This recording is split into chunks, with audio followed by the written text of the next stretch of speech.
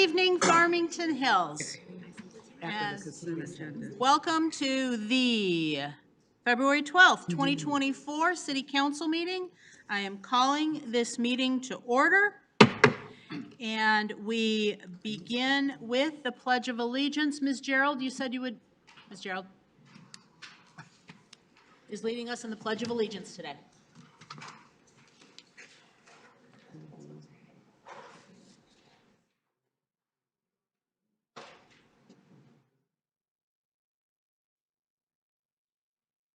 When you're ready. Are we ready? We're ready. I pledge of allegiance to the flag of the United States of America and to the republic for which it stands, one nation, under God, indivisible, with liberty and justice for all. Thank you.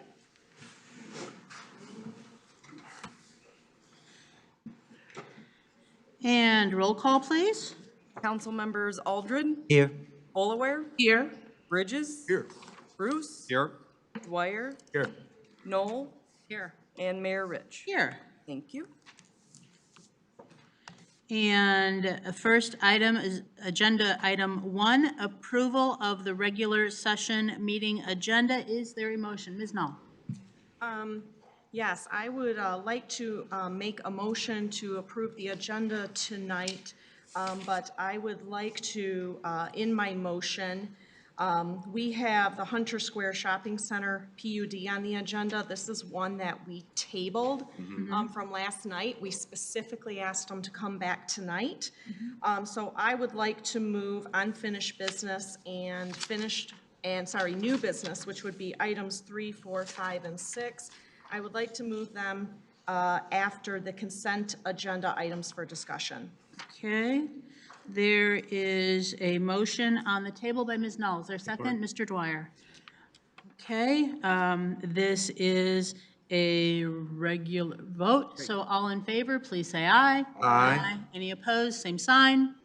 Okay, that passes. So for those watching, we are going to be moving agenda items 3, 4, 5, and 6 to the, let's see, after the consent agenda items are covered. So with that, let us proceed. Item 2, proclamation recognizing February 2024 as Black History Month will be read by Mr. Aldred. Thank you, Madam Mayor. Proclamation Black History Month, February 2024. Whereas the City of Farmington Hills takes pride in recognizing February 2024 as Black History Month, celebrating the many notable contributions that African Americans have made to our community, our country, and our world. And whereas we applaud the vast cultural, economic, political, and social contributions made by people of African ancestry who helped build this great nation, and we honor their valuable contributions to professional fields, including education, law, government, science, business, sports, the arts, and their brave service in the United States Armed Forces.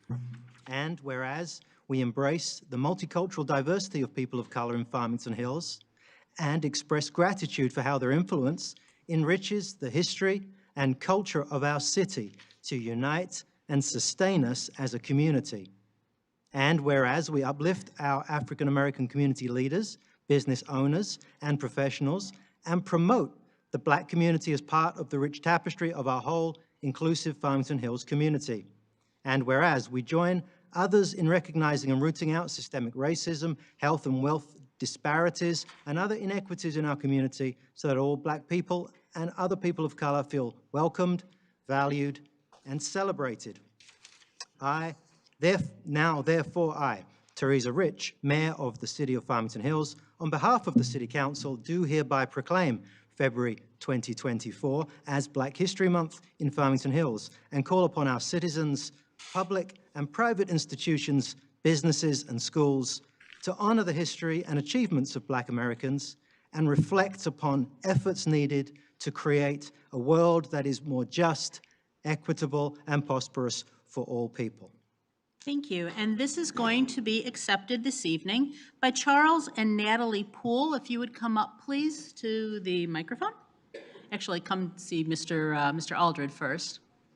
And the Pools are father-daughter co-owners of Peace of Mind Wellness. It's a mental health practice that opened recently in our city. So thank you very much for opening a business here. And if you would like to say a couple of words, feel free. And if your family member would like to come up and take a picture, you certainly may. Use the room.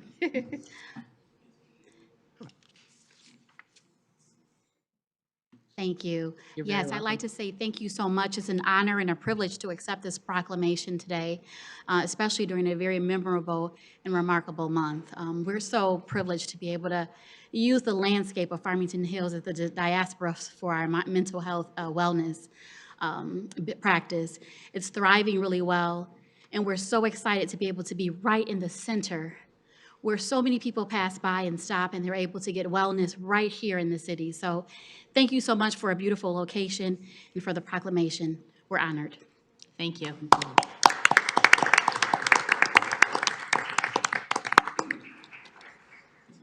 Okay. Next on the agenda, we have correspondence. Anyone have correspondence that they would like to share? No? Okay, I would like to acknowledge that council and I have received hundreds of emails, many of them form emails, but emails from people within the community, people outside of the community, on all sorts of sides of matters dealing with international relations. And surely we all wish for peace. However, these are at this time being acknowledged as having been received. We have also received correspondence from Oakland County Treasurer Robert Wittenberg.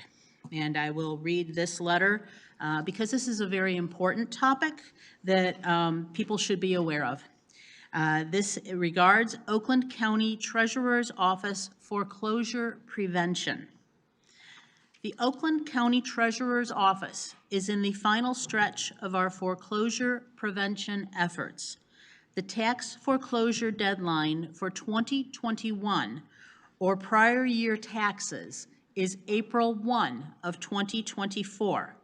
What this means is that if taxes are not paid off by April 1, or any interested party hasn't entered into a repayment schedule with the treasurer's office by then, the property will be foreclosed.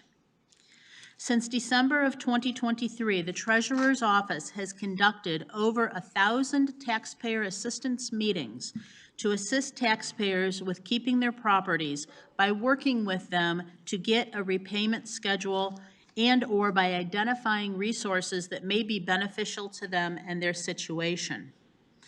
They are here to strongly encourage and help taxpayers contact them before the foreclosure deadline if they have delinquent taxes for 2021 or prior years.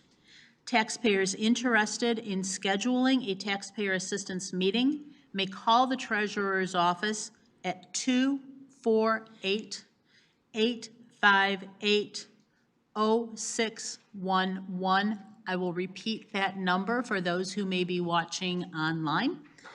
248-858-0611, or they may visit www.oakgov.com/treasurer. Some of the resources available to assist taxpayers include the Financial Empowerment Center in the Treasurer's Office. This provides one-on-one financial coaching and services to help taxpayers achieve their financial goals. The contact in the office is Rita, and her email is nafsor@oakgov.com. And her phone number, I'll repeat twice, 248-807-5287. Again, that's 248-807-5287. Another resource available to taxpayers is Lakeshore Legal Aid, which provides free legal services to people who are low income and seniors. The number there is 1-888-783-8190 for new clients. Again, that's 888-783-8190. That's the number for new clients.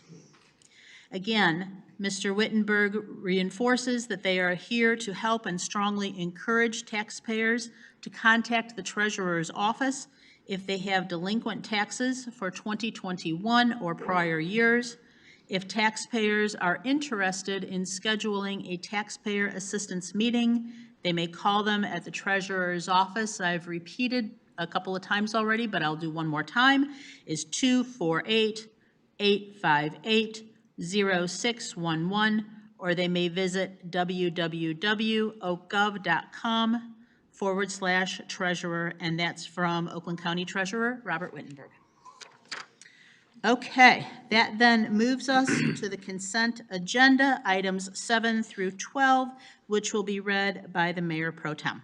Thank you, Madam Mayor. Item 7, recommended approval of award of bid for refinishing the gym floor at the Hawk to Moss Floors LLC in the amount of not to exceed $34,238.26. Item 8, recommended approval award of bid for the 24-24 mulch replacement program to Synergy Landscape LLC in the amount of not to exceed $55,000 per year with extensions. Item 9, recommend approval award of bid for 2024 as needed irrigation services to American Sprinkler Corporation in the amount not to exceed an annual budget amount with extensions. Item 10, recommended approval of rescheduling the regular city council meeting on March 11th, 2024 to March 4th, 2024. Item 11, recommended approval of city council study session meeting minutes for January 22nd, 2024. And item 12, recommended approval of city council regular session meeting minutes of January 22nd, 2024. Thank you. They've been read by the Mayor Pro Tem. Is there a motion? Support. Oh, a motion? Okay. Yep, please, yes. We need to pass items 7 to 10, and then 11 and 12. Okay. So I'm looking for a motion for 7 through 10, please. I make a motion to approve 7 through 10 as read by the Mayor Pro Tem. Thank you. Is there a second? Support? Thank you, Dr. Bruce. And this is a roll call vote. Council members Knoll, Yes. Dwyer, Yes. Bruce, Yes. Bridges, Yes. Bolaware, Yes. Aldred, Yes. and Mayor Rich. Yes. Thank you. And now I'm looking for a motion for items 11 and 12, please. Yes, Dr. Bruce. I will move approval of the consent agenda items 11 and 12. Thank you. And did I see a support from Ms. Knoll? Okay. This also is a roll call vote.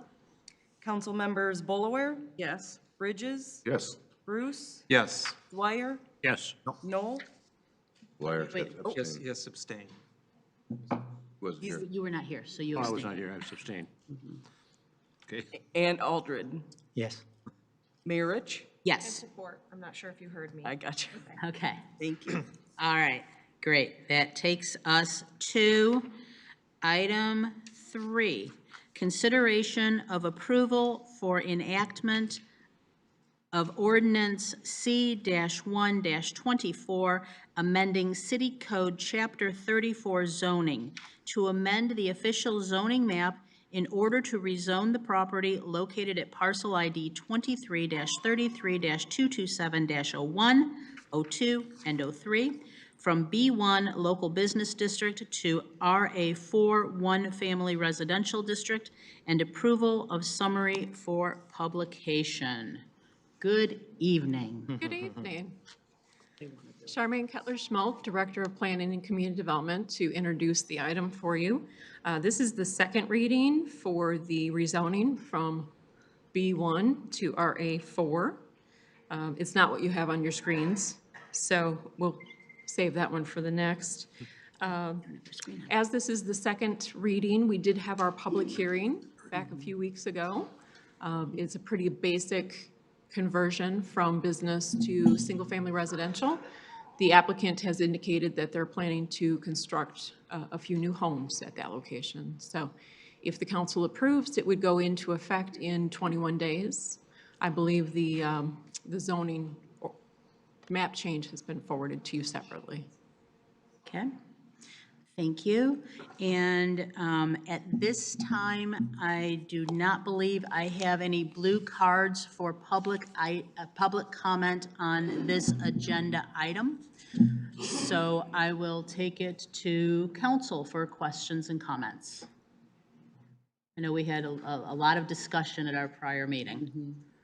Okay, I'm going to move toward a motion. okay, Mr. Mayor Pro Tem? Thank you. Madam Mayor, I would move that the approval of enactment of ordinance C-124, amending City Code Chapter 34 zoning to amend the official zoning map in order to rezone the property located at parcel ID 2333227001 and 002 and 003 from B1 to local business district to RA4, one family district, and approval of summary publication. Okay, motion, is there support? Support? Yes, support by Mr. Aldred. Thank you. And this is a roll call vote. Council members Aldred, Yes. Bolaware, Yes. Bridges. Yes. Bruce, Yes. Dwyer, Yes. Knoll. Yes. And Marich. Yes. Thank you. Okay. All right, this then takes us to item 4, consideration of approval to permit the partial redevelopment of the Hunters Square Shopping Center PUD Plan 2-2023, including Site Plan 67-9-2023. This was postponed from January 8th, 2024.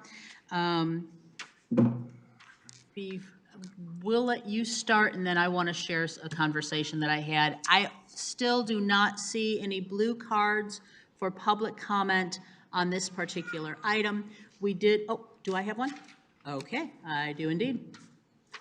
Okay, so what we're going to do for a process is you will begin. I will share my conversation with Mr. Yagoda, and then we will bring up the one public comment that we have the card for. Then we will go to council questions and comments. The proponent has a presentation for you this evening as well. I don't know where you would like to slot that in. Why don't we do that first, I'm thinking. Council, what's your pleasure? Okay, let's hear the presentation. Okay. Okay. So we have before you an item that you did postpone from your January 8th meeting. We did have a full public hearing during that meeting. So you do have comments in your packet from that session. It is for a proposal to redevelop part of the Hunters Square Shopping Center. We've got some aerial for you there. I wanted to highlight that we did share through your packet the original submission that we had for the January 8th meeting, a letter response from the proponent, and new plans that were shared with you in addition to those comments from the public that were at that meeting previously.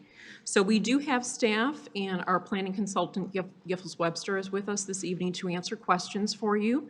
And at this point, I will let the proponent do their presentation so that they can highlight for you items that they would like to bring to your attention.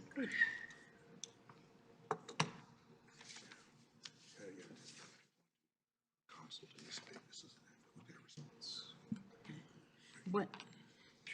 And while they're coming up, let's refer council to, let's see, what page it is in our package. What page it is, but it's Yeah. from the P group. Yep, from we received, as we know from what we received over the weekend, there is a letter from the P group, PEA? The P group? Mhm. I think she had the staff. PEA, thank you. That's the proponent's response to the council. Yep. Thank you, Mr. Mayor Pro Tem. But this isn't everything. Just trying, oh, there it is. It's in our packet, it's page 97. Which is right next to it at the top. I'm sorry, I don't have that page on my Oh, pronouns. on yours, it's, I know what page it is is. there a page number? It's no page number on it. I'm sorry. It's right after the, It's right after the colorful pictures, yes, at the couple of For pictures. after what now? after the colorful pictures in the packet. I know, I know. Yep. I got it right here. She's got it. Okay. Great.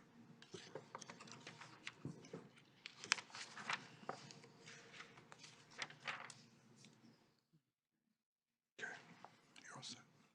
Thank you. Navigate a little bit. Okay. Good evening. Good evening. David Ortner, representing owner of Hunter Square. Good to see you guys all again. As discussed, we wanted to go through our letter, our response, and then provide some details so that we could clarify some of the open issues from our last meeting, some of the improvements that we made to the plan based on the feedback that we received from you guys. And with that, I think we have this presentation up on the board to try and help clarify all of these items, and we'll go through them one by one. So one of the first was defining the public art within the center. And if you'll look here on the screen, you can see, and we'll have some additional images that zoom into these areas, but just want to make sure that it's clear to everyone. So we're proposing public art here in between the two of the out parcels in this location, in this location, and in this location. The public art is going to be in areas that provide connectivity to the sidewalk. It's common areas that can be activated for public use. And we think these are the most effective and visual appealing places to put the art where they can interact with the public, with the tenants, and with visitors to the center. Another comment that was made was with regard to a potential bus shelter, understanding that the smart bus has been discontinued. So this is not necessarily relevant right now, but as you can see right here, we've identified a location where we will put a covered bus shelter if and when that bus line is reactivated, or a public bus service of any line is reactivated that could service the center. Pedestrian connectivity, another comment that was made, and I wanted to, again, this aerial east on the new center highlights the redeveloped area, both the out parcels and the anchor and junior anchor boxes.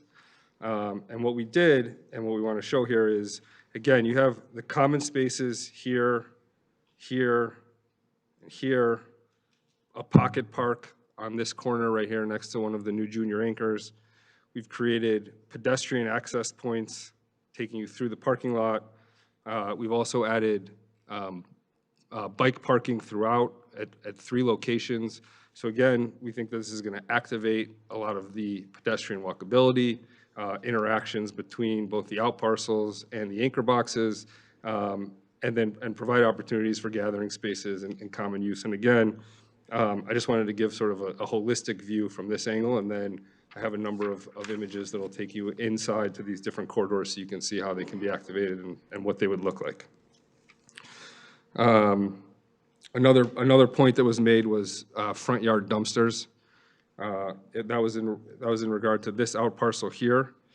Again, this dumpster has now been moved, and it's heavily screened with landscaping so that there will be no visibility from the street, no interaction with the dumpster. So we think an improvement from the comment that was made. Let's see what else. Pedestrian markings across the drive-through. Rachel, perhaps you can speak to how that's going to be addressed. Sure. Rachel Smith with PEA Group. I'm the civil engineer. We did add crosswalks you could see on the aerial there for across the drive-through lane for safety of the pedestrians. We've also added other crosswalks throughout the center, also in the existing portion of the center that's not Highlight being. those, please, on the rendering. Sure. Right here's Thank you. one, and here's another. And there's also other crosswalks we're going to add throughout the center just to help improve the safety for pedestrians. There will be painted crosswalks connecting any sidewalk or pedestrian access points throughout the center, throughout the parking lot. Okay. I'm going to move forward a slide. So again, another aerial now from the southeast looking northwest, just to see the relation between the redeveloped area and the existing center.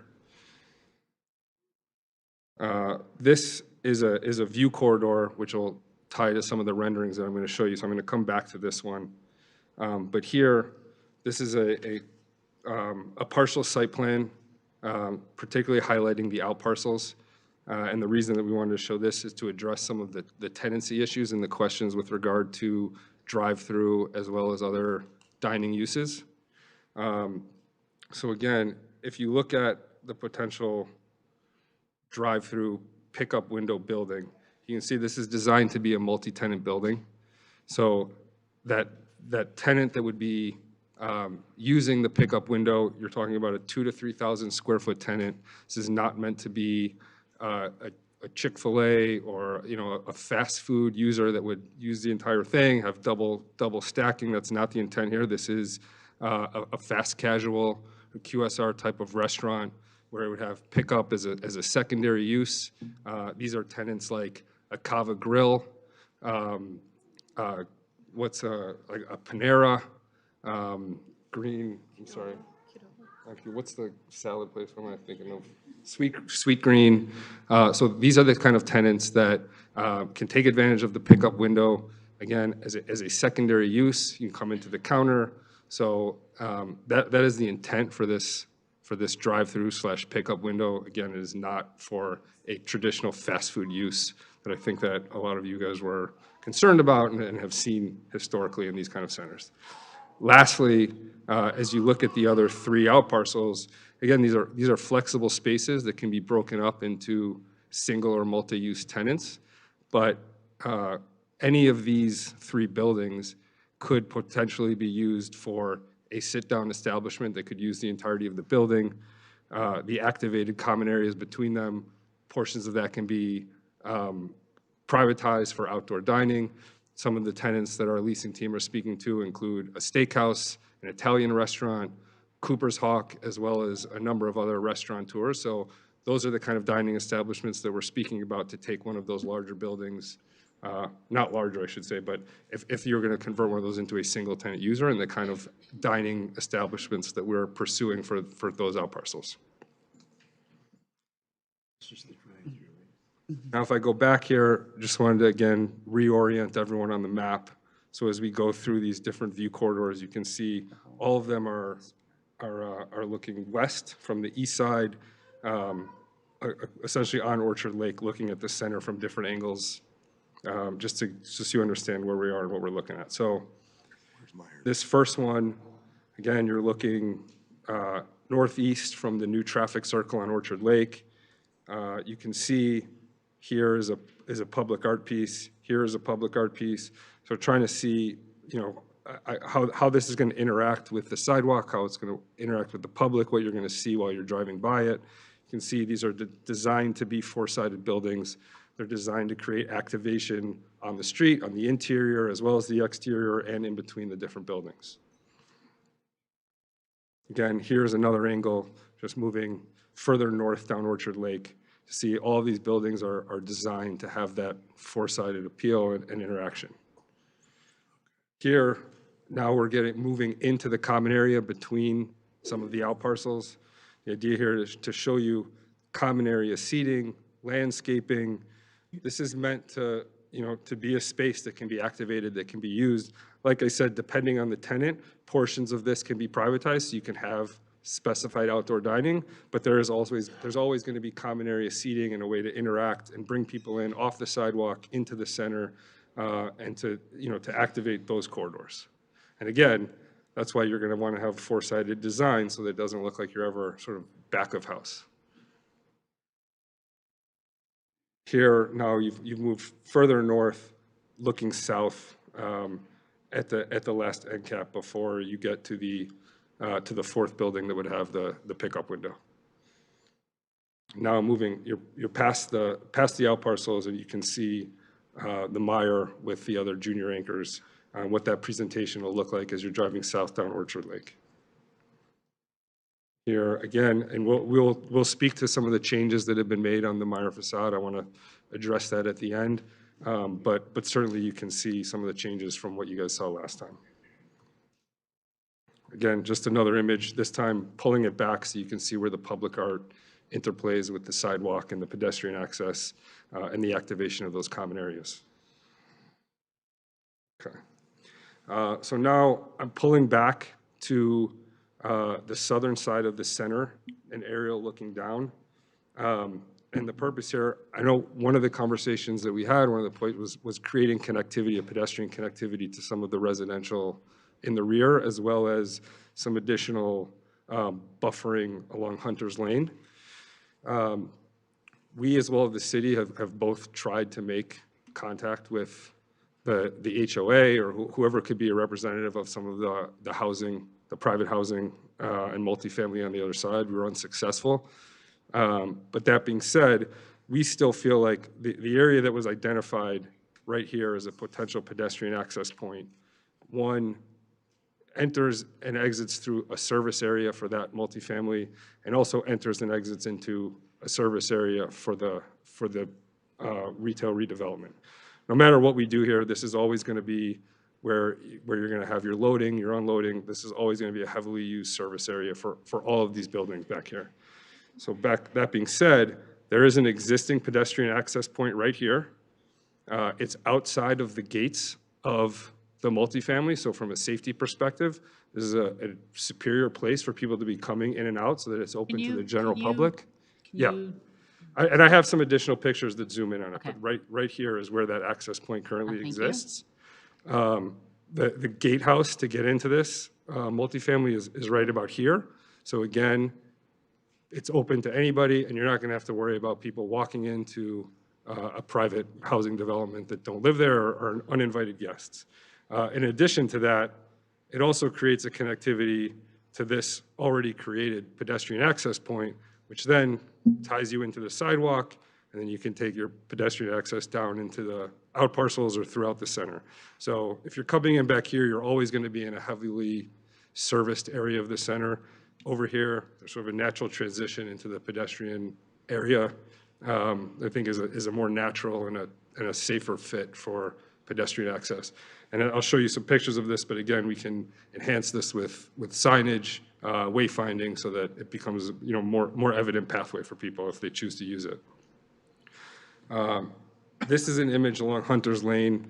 The purpose here was there was a comment about additional buffering, and we just wanted to show our landscaping goes right up against the property wall. There's not really any opportunity for additional buffering on our side of the property. So it means doing work on a privately owned piece, but also want to highlight that this is a significantly buffered area. You have about, I don't know, 15 feet on both sides of the road. So there's not a lot of visibility or crossover between the multifamily on the south end of Hunter's Lane and the Hunter Square property. Here again, just to show you kind of the vast expanse between the two. So this is not a, there's not a lot of interplay today with those two. Here, speaking of the pedestrian access, so you can see this is these three rocks right here sort of outline the access point. You can see this is on the outside of the security access into the multifamily. So again, if this was used by anyone in the public, you don't create a risk of people going into the multifamily, but you still have a good pedestrian access point into the center. And here again, just a close-up to see what exists today. So that access point is there, whether we want to enhance it with some landscaping, some wayfinding signage so people know that it's there, but this we think is the best place for that pedestrian access. These next two slides are with regard to the photometrics. I asked Mark Drain, our architect, if he could come up and speak to some of the changes that we made here in alignment with your comments. Good evening. My name is Mark Drain. I'm with Frogboy Architects, CED Engineering. Basically, we met the 4-to-1 ratio that we were asked to meet, and we changed the color temperature of the light to meet your request, and pretty simple. Thank you. Thanks, Mark. That was great. All right. So I think that covers all of the items with the exception of the Meyer facade. I'll just speak at a general level in terms of what the changes are. So the general design, the brick color, the additional sort of awning is all in alignment with the Royal Oak Center that has been discussed on numerous occasions. We know that that's a design and a style that this body really likes, and we think is beautiful, and Meyer agrees. The signage, although I know we had the number of signs was in question, the size of the signage was not. But we've actually reduced the ancillary signage by 10%, and it's also backlit with halo lighting as opposed to channel lighting. So this signage, the local, the fresh, the pharmacy, that is all mimicking what you see at the Royal Oak Center. The difference obviously being the glass facade and the Meyer grocery branding. And we have a representative from Meyer here who can speak to both some of the branding differences, the offerings between Meyer Grocery and the corner store that you guys have discussed, so you guys can understand kind of what the concept is here, as well as some interior photos so you can see what the offering is going to be. It's a really beautiful store with an enhanced offering.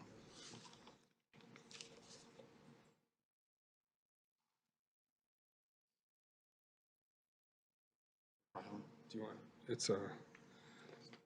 want to go through these with your own? Do you want to go through? What do you have? This is all of these. Okay. Yeah. I think we'll be able to. I think so. If there are any questions that address this. Good evening. My name is Matt Levitt. I am a real estate manager for Meyer. I'm happy to be here tonight. Thank you for having us again. I also want to thank city staff for working with us over the past month.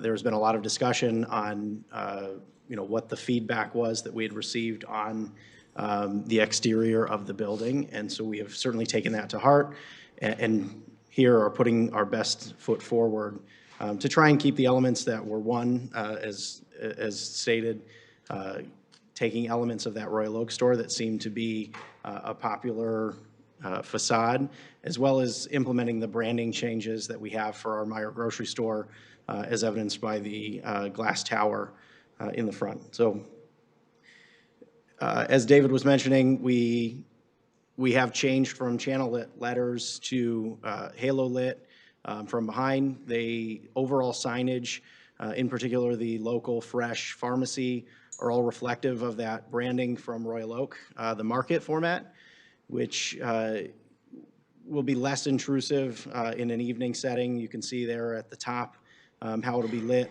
as opposed to being sort of bright flashing sign or brightly lit signage, but more from the back and easier to read at night.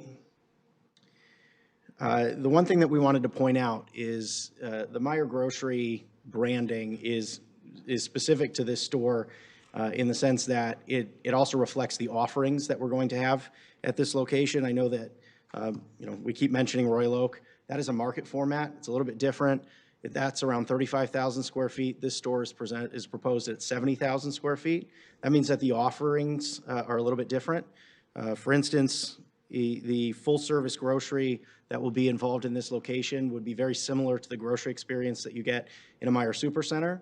It'll have full offerings in both bakery, deli. It will have on-site bakery, on-site deli, so you can order meat that's sliced freshly, as well as the pharmacy with the pharmacy drive-through that you can see in the renderings as well. Those elements are not included in a market. That's more of a square footage item, but being at 70,000 square feet, we can certainly offer more to our customers in this setup. We also included some of the interior photos from stores that we have, the Meyer Grocery concept that is currently open in Lake Orion and Macomb. In the inside of the store is a new concept for us that just opened with those stores last year. The view on your screen right now is the fresh section, fruit, vegetables, grocery cases. And then this is a view of the bakery section, and as well as the organic section that we include as part of the offering in a store of this size. Towards the back is the deli section. It's a full deli case. We don't have that in a market format.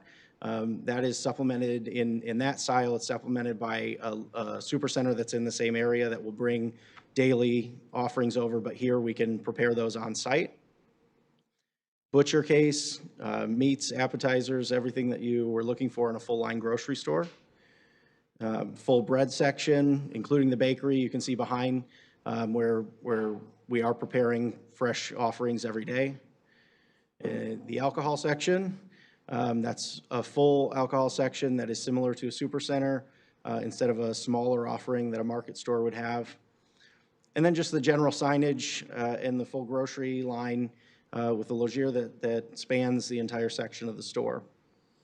Again, pharmacy is included in this Meijer grocery branding. It's a full health and beauty care section along with a fully operating pharmacy that will operate with the store, along with that drive-through to make it easier for our customers and the constituents that are here in Farmington Hills to pick up prescriptions as needed. We've hit the end. I'm happy to answer any questions about the branding or the exterior that is relevant to Meijer, and you know, if there are any comments, we certainly want to address those. Okay, so thank you for that. What we're going to do from a process perspective, does this complete the presentation? Great. We have one resident who would like to make public comment. We will have that resident come up, and then we will turn it to council questions. So Ms. Pam Gerald, and I have a new timer. Good evening, council. Good evening to everyone in this auditorium. You know, I've listened to presentations of this magnitude for well over 45 years in various municipalities. And what I'm getting a little bit irritated about is all of the talk is the same. For example, petitioners talk about the art requirement. They talk about it being walkable. They talk about access from the neighborhoods into these developments. But one thing you haven't talked about or you have not addressed that I've heard in your presentation is, have you talked to the police department about crime prevention measures? I lived in an apartment complex for over 20 years before I got my house. And one thing that I noticed from being behind a development like this, anytime there was a smash and grab or somebody was stealing something, the first place they came to is the apartment community. They would throw the stuff over the gate and they would slide underneath the gate. I don't live in that area, but I would not want someone to be able to drive from that parking lot, walk across a walkway, and come into my subdivision. Then I saw that you had the picture of the security gate there. If it's not a metal gate, if it doesn't cut off the whole access across the road, people drive through those, just like they did in my old apartment community. And then you talk about parking. That road back there looks like a prime place for people to park. How many parking spaces are required for this development? And it's always used so loosely that, oh, 500 parking spaces. Nobody can tell me that in a development like this, that you would have 750 parking spaces or 1,000 parking spaces based on the square footage. I just think that it's too many of these types of developments. I think that, and I love Meijer. I've been a Meijer customer for a long time. I have my M-Perks card. I really don't like the look of that Meijer store. It looks like another store. It looks to me like a Whole Foods. And I like the Meijer on 8 Mile. I like the Meyer on 12 Mile. I mean, if you're going to say Meyer and branding, you shouldn't look like another store. And to me, it looks like a Whole Foods, and I'm not really a Whole Food shopper, but I'll go wherever I can get an item. But I am pretty loyal to Meyer. And then all of the shrubbery. I see you have a concrete post and panel wall, that's great. But those shrubberies that you have, it's just another tool or thing that a potential criminal can use to hide. And then there's the issue of the lights. So you're gonna want lights to maybe try to prevent that type of traffic, but what are the lights doing to the subdivision? It just seems like this is a rush job. I know you guys want to do your thing and everybody is looking for business, but one little tiny detail. 1 minute. In the Meyer presentation, I'm keeping track too. One thing in the Meyer presentation, we are still living through COVID. I haven't heard any presentation, and not from my Meyer guy, about COVID protocol. Where are your stations for gloves to encourage people to put on gloves when they're handling the fruit and the vegetables? You know, I don't know how I feel about this, but I'm glad I don't live in this area. I don't see it being walkable with a roundabout. And you know what kind of traffic we have in roundabouts. I just think we need a little bit more talk about this.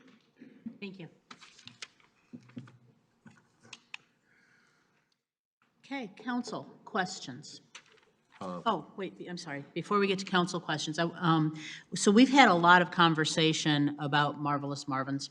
Yes. And Friday, Tia Brockway, our Economic Development Director, and I did go to Marvin's, had a chance to chat with Andrew, the manager, and then later in the evening, Jeremy Yagoda, who is the owner, Marvin's son, had the opportunity to chat with me.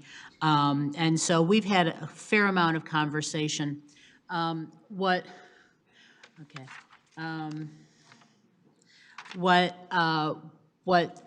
Jeremy was looking for, and he, by the way, authorized me to speak publicly about our conversation, is what Jeremy is looking at is this is an opportunity to grow the business.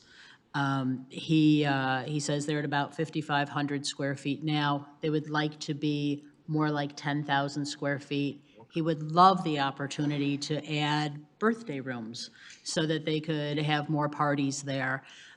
He said that he has deliberately not weighed in on any of this throughout all of the meetings because he didn't want to get in the way of his landlord. And so I think that was his nod to trying to accommodate what the landlord wants. So what I am curious about and would like to hear something about is if he is looking for 10,000 square feet, ideally he would have wanted where it shows on the renderings now that Five Below will be going. But when we had the conversation, he said he very much wants to stay in Farmington Hills. He very much would like to stay in this complex. Since the first space that he wanted has already been taken by an existing tenant, as we see in the renderings, you know, if he could have half the space where Bye Bye Baby is maybe, or something, he would very much like to stay. Now, I will tell you that my personal area of concern is I asked point blank, how long did his lease go? And correct, that's what I was told, Mr. Bridges. I was told it went to January of 2025. But when he pulled out his lease over the weekend, he said it goes only to July of this year. So I'm confused. And, you know, this really is a wonderful business and a wonderful draw when we think about Farmington Hills as a destination. And I know as council, we cannot get in the middle of landlord-tenant issues. Our attorney's sitting here shuddering, what is she going to say next? But really, to the extent that something could be worked out, wouldn't that be lovely for everyone? But okay, wait, whoa, remember, we stay quiet during comment, or during council. But even when you agree with me, it's okay, but no. So that is something we would very much like to see. And if there is something that can be done, that would be great. But I am kind of concerned about the truthiness that happened when I asked how long the lease was going. So with that, I will take it to council for questions. Yeah. Yeah, Ms. Null. Come on back. Come on up, because we got a lot of them. Okay, I'll start with this one since we were just talking about the southern portion, TJ Maxx, DSW, Ulta, all of those buildings. Just curious, are you planning any sort of facade improvement to those buildings so that they will coordinate or match the new complex? So it doesn't look like two separate complexes? There is not right now. I mean, we're designing it so that it doesn't look like it is going to be two completely different centers, but there are not plans to facade changes right now, as there's obviously quite a few tenants in there. We're going to disturb their operations, and right now, this is focused on just the northern half of the property. Right, and this is a total reconstruction. I'm not talking about a total reconstruction. I'm talking about some facade improvements that can be done without disrupting existing businesses. So, okay, I tend to think that the north end and the south end look a little different, but I guess that's to each to own. Everyone's got a different perspective on that. Myers. I was one of the folks that wanted a bit of an improvement to the facade there, since it is kind of like basically the gateway into Farmington Hills at Orchard Lake and 14. I will say I think it looks a lot better than before. Just to confirm, that is brick, correct? It's not some sort of painted facade. It's brick. It's a true quality material, right? It is, and we actually, our architect brought a material board as well tonight, so that you guys can see up close and personal what the finishings will be throughout the redevelopment. Okay, yeah, I'm glad to see it's brick. It looks a lot better than the, I don't know, kind of that dry rivet facade, whatever it was before, I'm not sure, but it definitely looks better. It's a more quality material. One of my other concerns with Myers is, you know, I did have concerns about the amount of, thank you. There you Yes, go. perfect. Yes, great. Yeah, much better. I was concerned about the Thank you. signage. I know you still have as many signs, but I do appreciate that you've made them smaller so they are not so in your face. Again, trying to create a high-quality look to this facility. But my other concern that didn't get addressed, or I should say, I don't want to say it wasn't addressed, it wasn't spoken about, is I had some concerns with the hours of operations because of the fact that there are residents living directly behind there. And typically in the Myers, whether it's 12 and Telegraph or 8 and Haggerty, the larger Myers that are open longer, they tend not to back up to neighbors or to residents. So I had some concerns with the, I was hearing possibly a 12 o'clock. I think that's too late. I think 10 is probably more in line with many of the other stores in that area, just due to the fact that there are residents that back up to it. And then also, I want to make sure that you're not going to be having large semi-trucks making deliveries at, 3, 4 in the morning. Again, because residents do back up to that. So that was another one of my concerns. I think probably others will ask questions about the art. I was glad to see the drawings, how you represented it, but I'll let others talk about that. But if you could answer my last couple questions there about hours of operations and delivery trucks. Sure, we do operate 6 a.m. to midnight, our standard operating hours. The store is appropriately staffed to manage those times. Obviously, 9 p.m. and later, we have fewer customers. The customers are concentrated in front of the store. So the idea being that, we're not going to operate a pharmacy drive-through on the side of the store. Doesn't operate that late. The typical hours end at 7 or 8 p.m. depending on the location. So vehicle traffic would only be in front of the store. It wouldn't be on the side or behind the store. So I think, generally speaking, even though there are later hours, that's something that we do to accommodate. We wouldn't open if we didn't have people needing those time frames and shopping in the store. So that's something that we do to accommodate customers. As for deliveries, we do take deliveries 24 hours a day. It's going to be different in a grocery store versus the super center. We have done sound studies that were required by the city. Those sound studies do show that a semi that backs up does not create additional noise that is audible from the living spaces that are behind us. We are certainly within the city requirements for those sound studies, and we don't anticipate any additional audible noise than has already previously been there in the past. Just wanted to add to that. We don't have a limitation on operations for any retail in Farmington Hills.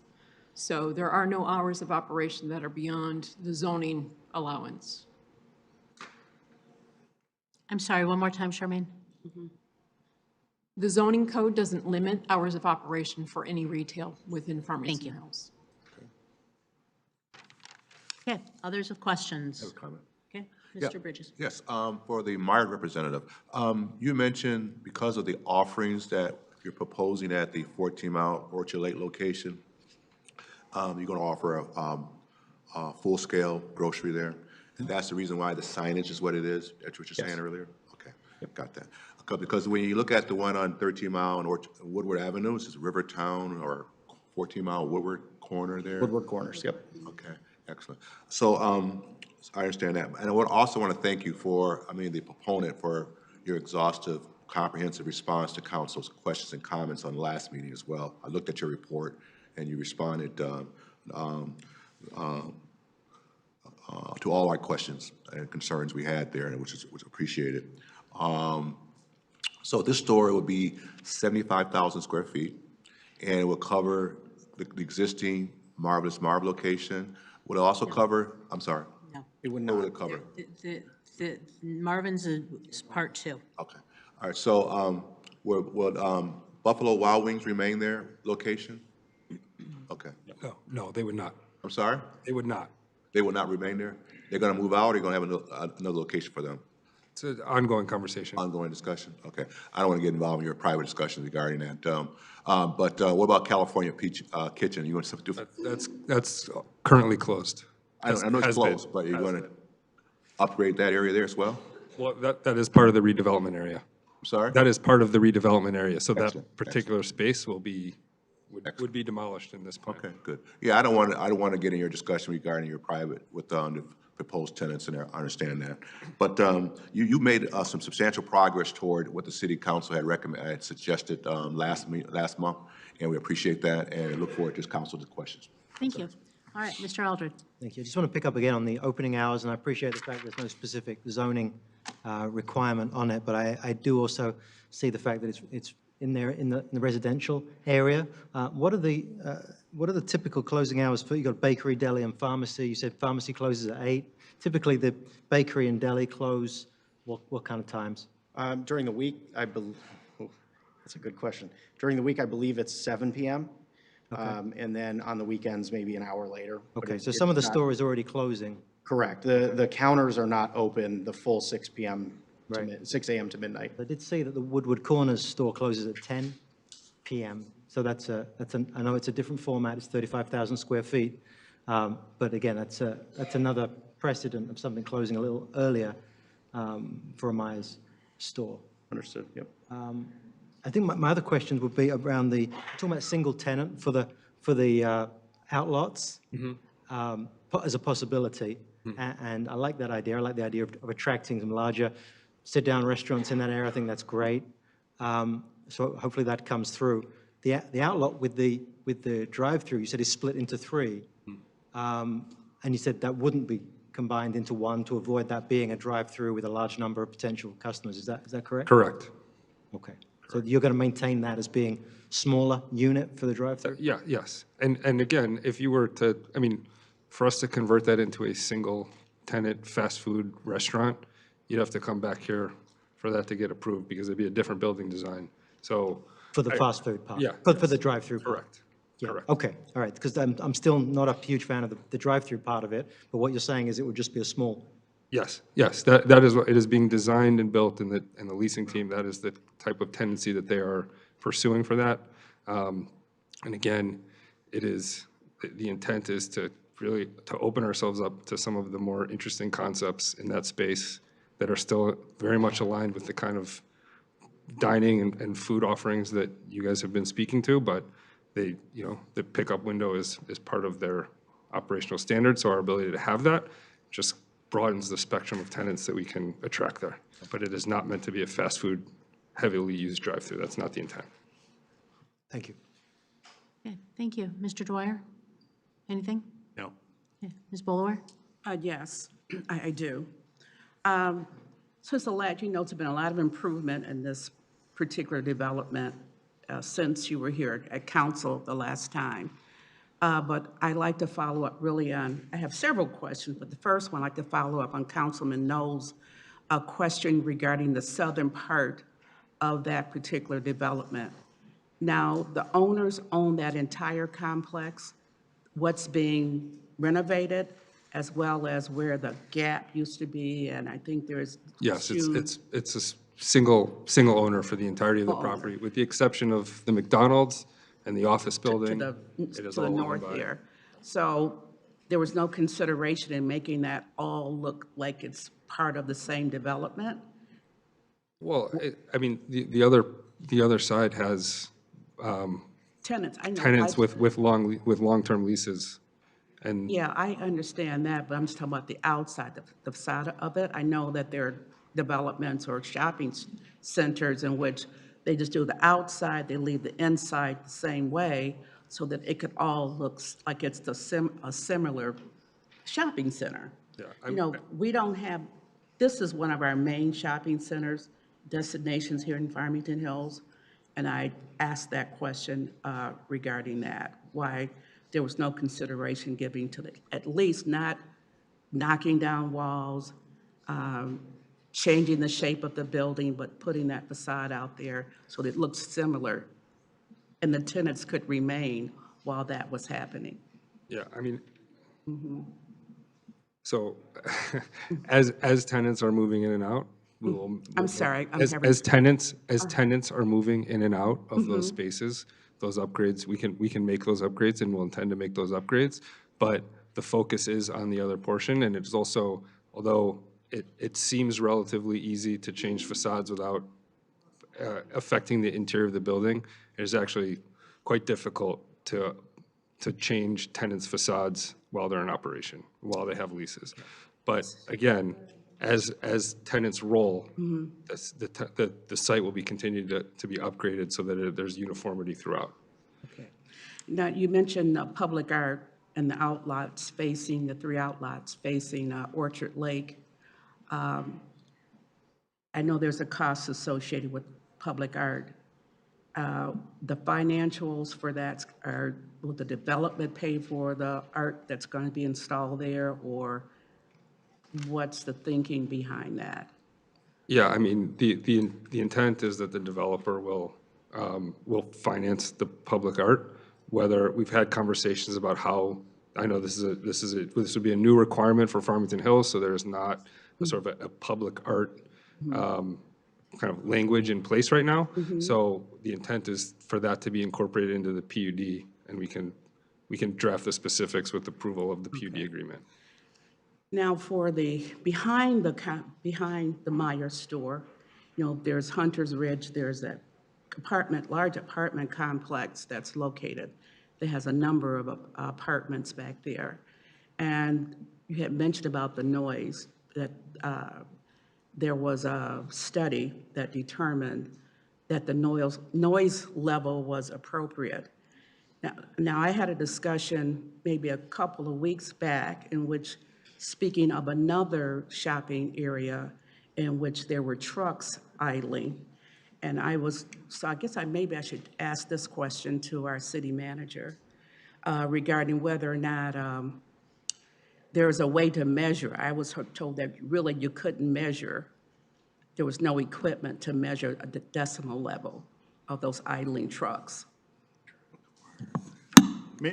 Mayor, if I may. Please. So Charmaine can answer that question. We do measure noise. We have a noise ordinance. Remember, council modified one of those ordinances earlier this year. And so Charmaine, why don't you go ahead and explain our process? Yeah. So we do have a decibel level reader that we utilize through the code enforcement office. So when we have a concern, we would use that at the property boundary for the location that's being reported. And frequently, we would ask for times, maybe dates, that it would be typical to receive that so that we don't deploy staff just on the IFCOM. So when we determine the decimal level of a proposed project, Yeah. and there's no trucks idling, how is that study determined? I mean, what do you do? Because there's no, at that point, this is just a concept. Is it, Well- does it have some metrics or? There are standards Standards? appropriate for different types of vehicles and what sort of decibels they would release at distances away, depending on what the surface is and that sort of thing. We have city manager, the city attorney would like to weigh in on this also, Yeah, please. I was just going to clarify that there is an ordinance that is, that council studied and is, I think, going to the planning commission for a recommendation to come back to council that would involve regulating idling trucks while they're unloading and loading for more than, if they're idling for 20 more than minutes. 20 minutes. It's based on time as opposed to just the sound. So the sound counts, but regardless of the sound, if they're idling for more than 20 minutes, then the truck would have to be shut off. All right, okay. Thank you for that clarification. But that is if that ordinance comes through. Of course, we Yeah, don't have it. yeah, yeah. And Sir. just while I'm here, there is a resident who is having difficulty hearing. So if we can be clear, maybe it'll help her out a little bit. I'm sorry, now I can't hear. I Oh. think everyone needs to really use their mics, at the podium too, because I'm having problems hearing. Absolutely. you. David, I'm having problems hearing you as well sometimes. So just Yeah. lean in. Thank you. So on that note, I just wanted to. That's much better. I thought you Yes, liked very that. much, yes. I just wanted to add that when we were going through different elements of the PUD, one of those was with regard to noise, and with the understanding that there is an ordinance making its way through council or through the city now, and our intent is to abide by the regulations of the newly approved ordinance. Okay. Next question was regarding, Why is she talking to the proponent? Sit down. Wait. For the folks at home, we have a little bit of a moment here. We're just helping a resident get situated so she's able to hear.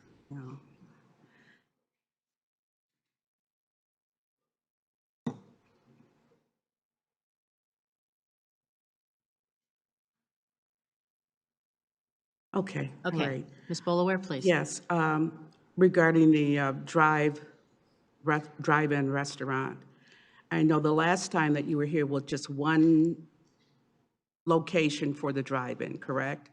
Now, Yes. now that building has been split or partitioned into 4 different sections or 3 different sections? It was meant to show that that would be a multi-tenant building. A So you would multi-tenant have, building. you could have 2, 3, 4 tenants in that building. The drive-through pickup window would service one of those tenants, not all 4. So the intent is that you're talking about a smaller 2,000 to 3,000 square foot dining, restaurant, food service tenant that would be able to take advantage of that drive-through window. You'd have so- 3 tenants that would not. And so you had mentioned that the other 3 locations that's in that spot, they could perhaps morph into one restaurant if they needed all those 3 spaces? It's not designed to operate that way. Okay, That's not the so- intention. And so what I So was there would be saying, permanently, there would be 4 different restaurants or retail establishments in that particular outlet with the drive-in. Am I correct? yes, it's intended as a multi-tenant. Well, it's Building. intended. Yes. Intended. Yes. So it will be, or, Yes, yes, it will be. What I was saying when I was speaking to Councilman Aldred, what I was trying to say was, if we were to come back and say, oh, it's one restaurant, it's going to be a Chick-fil-A, right? You'd have to come back for a site plan approval for that building, which would obviously would be rejected. So my point is that these are going to be, the buildings will be designed as multi-tenant buildings, and that end cap user would have access to the drive-through, but it is not intended to be a drive-through fast food restaurant. And so you had mentioned some restaurants that you had an idea, you can't say for certain because at this point that you don't know, but it will not be one of those fast food type restaurant establishments where they're just cars coming all the time throughout the day. Correct. Right. That is not the tendency that we're targeting for the center. All right, thank you. Is that it for you? Okay. Ms. Knoll, anything else? Dr. Bruce? Okay, I have a couple. So I'm curious about the public art part, and I appreciate your willingness to work with us. I'm a lawyer, so I get into details. So how much are we talking about an investment? So for instance, I was recently at a conference with a lot of other mayors, and those cities were talking about how, it's standard for 0.3% of the development to be dedicated to public art. What are we talking about here? So, I mean, to be frank with you, it's something that we would work through with you guys. Sure. But I think that is not out of line with what we've seen. Sometimes it's based on just the vertical construction, not the horizontal, not the site work. But it can be calculated off of projected construction costs. It can be selected by the township. It can be used to, advocate for local artists. So I think that's something that, we're committed to providing public art and working with the town for those locations and finding art that's appropriate and that's in line with what the town would like to see there. And I think the PUD is going to be the proper document. We've asked, and obviously because this is new for Farmington Hills, there's nothing established at this point. So we'd have to work with you guys to establish. That what is proposed is very much in keeping with what we would like to see at this gateway to our city. And so thank you for your continued investment. Thank you for your interest. If I were you, as a mom who had to take kids to the grocery store on the regular, I'd put Marvin's next door to me. I'd be on him as soon as you're in the hall, but that's not for us to do, I know. So all of that said, I think that this is a marked improvement. We encourage you to think about the south side of the development, because now this is going to be like what happens when you start remodeling your house, right? So as soon as you do the one thing, it's like, shoot, we need new light fixtures, and then you need to paint, and then you're going to want to do this eventually. So come on, just put it in the plans. You'll be good. But other than that, I really appreciate what you've done.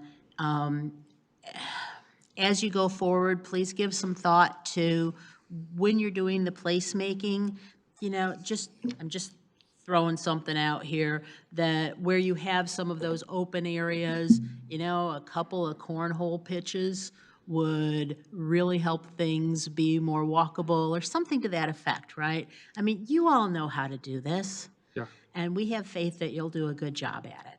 So thank you very much for coming forward with this marked improvement.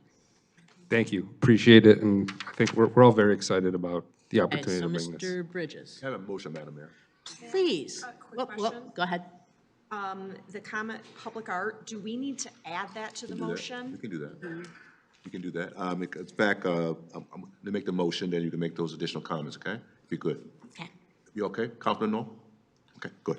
I resolve that the application for approval for PUD Plan 2, 2023, including SP 679, 2023, dated September 15, 2023, as revived, is granted, subject to the following conditions. Number one, any condition or requirement of the Planning Commission November 16, 2023 motion recommending approval of the PUD plan and Giffords-Webster review shall be complied with, or addressed to the satisfaction of the Planning and Community Development Department. Number 2, any conditions and requirements stated in the review of the city engineer and city fire marshal shall be complied with or addressed to the satisfaction of the city engineer and fire department.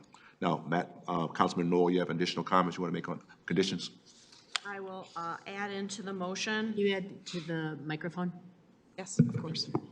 I will add to the motion that the proponent is to work with the City of Farmington Hills City Manager's Office as well as Community Development Director as to the appropriate funding for public art to be installed at the development, the PUD. Exactly right. And I further resolve that the city attorney prepare the prepared PUD agreement stipulating the final agreement. PUD condition authorizing index zoning deviation from the city council consideration and final approval. That's the motion with Councilman Noel's additional. May I make a suggestion for a friendly amendment about the public art or adjacent thereto? I will accept that. I will accept that amendment, friendly amendment. Okay, so we have a motion on the table. Support. We have support, and this is a she's nodding, regular vote? Regular vote. Okay. All those in favor, please say aye. Aye. Aye. Any opposed, same sign. Go do greatness, man. We are so excited. Thank you guys so about much. What you're going to put at the gateway of the city. We look forward to the ribbon cutting. Thank you. You're all invited. All right. Okay, Mary, you're not. All right. So you gotta. Let's do something else. Want to do? All right, how about item I can't see those that well. 5? They look good. They look good. What about All right, public comment here? You gonna go? No, we were going to do, remember, we were going to do 3, 4, 5, Okay. and 6. Okay. So we are next going on to item 5. Right. Consideration of approval of a planned unit development for 2021 agreement for the construction of 2 new apartment buildings. It's really loud in here. Okay, better, thank you. Good evening. Good evening, Mayor, members of City Council. Right into the microphone, please. Yep, let me try to lean down here a little bit. There you go. Okay, Eric Prudonic, City Planner, here with you this evening to briefly introduce this agenda item. Back on January 24th, 2022, Council approved a PUD plan for PUD 4 2021, AKA the Emerson PUD. This evening, the associated PUD agreement is before you for consideration. The PUD plan approved by council back in 2022 would permit the construction of 2 new apartment buildings on several parcels to be developed and or redeveloped as part of the project on the south side of Northwestern Highway between Greening Street and Highview Avenue. And that is, see if I can get it on the aerial here. There we go. There's our location. It should be noted that since the plan was approved back in 2022, the side yard setback along Highview Avenue has been reduced from what was originally 20 feet in that plan to 10 feet. And that's actually due to an additional dedication of right-of-way to the city by the applicants. Because it is a pretty substantive change in terms of what's allowed under the zoning, we would just point that out before we approve the agreement, certainly. Since some of you were not on council at the time that the plan was originally approved, I have just a few slides here to kind of give you a project overview. This here is the layout plan that basically shows the kind of details, and you can see along the side there on Greening Street, they have several different kind of streetscaping amenities, things like that. You can see those kind of better defined here. It shows some of the street furniture, things along those lines. They kind of define the courtyard areas there with the pool, everything else, show some of the landscaping. This is the landscaping plan for the southerly portion of the site. And then here, the project involves several installations of off-site infrastructure improvements that extend all the way down into the neighborhood and then out to Orchard Lake Road, paving of streets, water, sewer, drainage, all different kind of improvements in that respect. Here are our elevations for the front 4-story building, the one that will be up along Northwestern. shows some of the materials. There's a lot of masonry, various types of panel. And then here's the 3-story building, which would be the one south of it, which won't be quite as visible from the roadway. It's definitely a similar theme to the visible one. And this here is a rendering that shows the kind of look of the building from driving along Northwestern Highway. And then finally, one that shows sort of a, oh, lost that one, but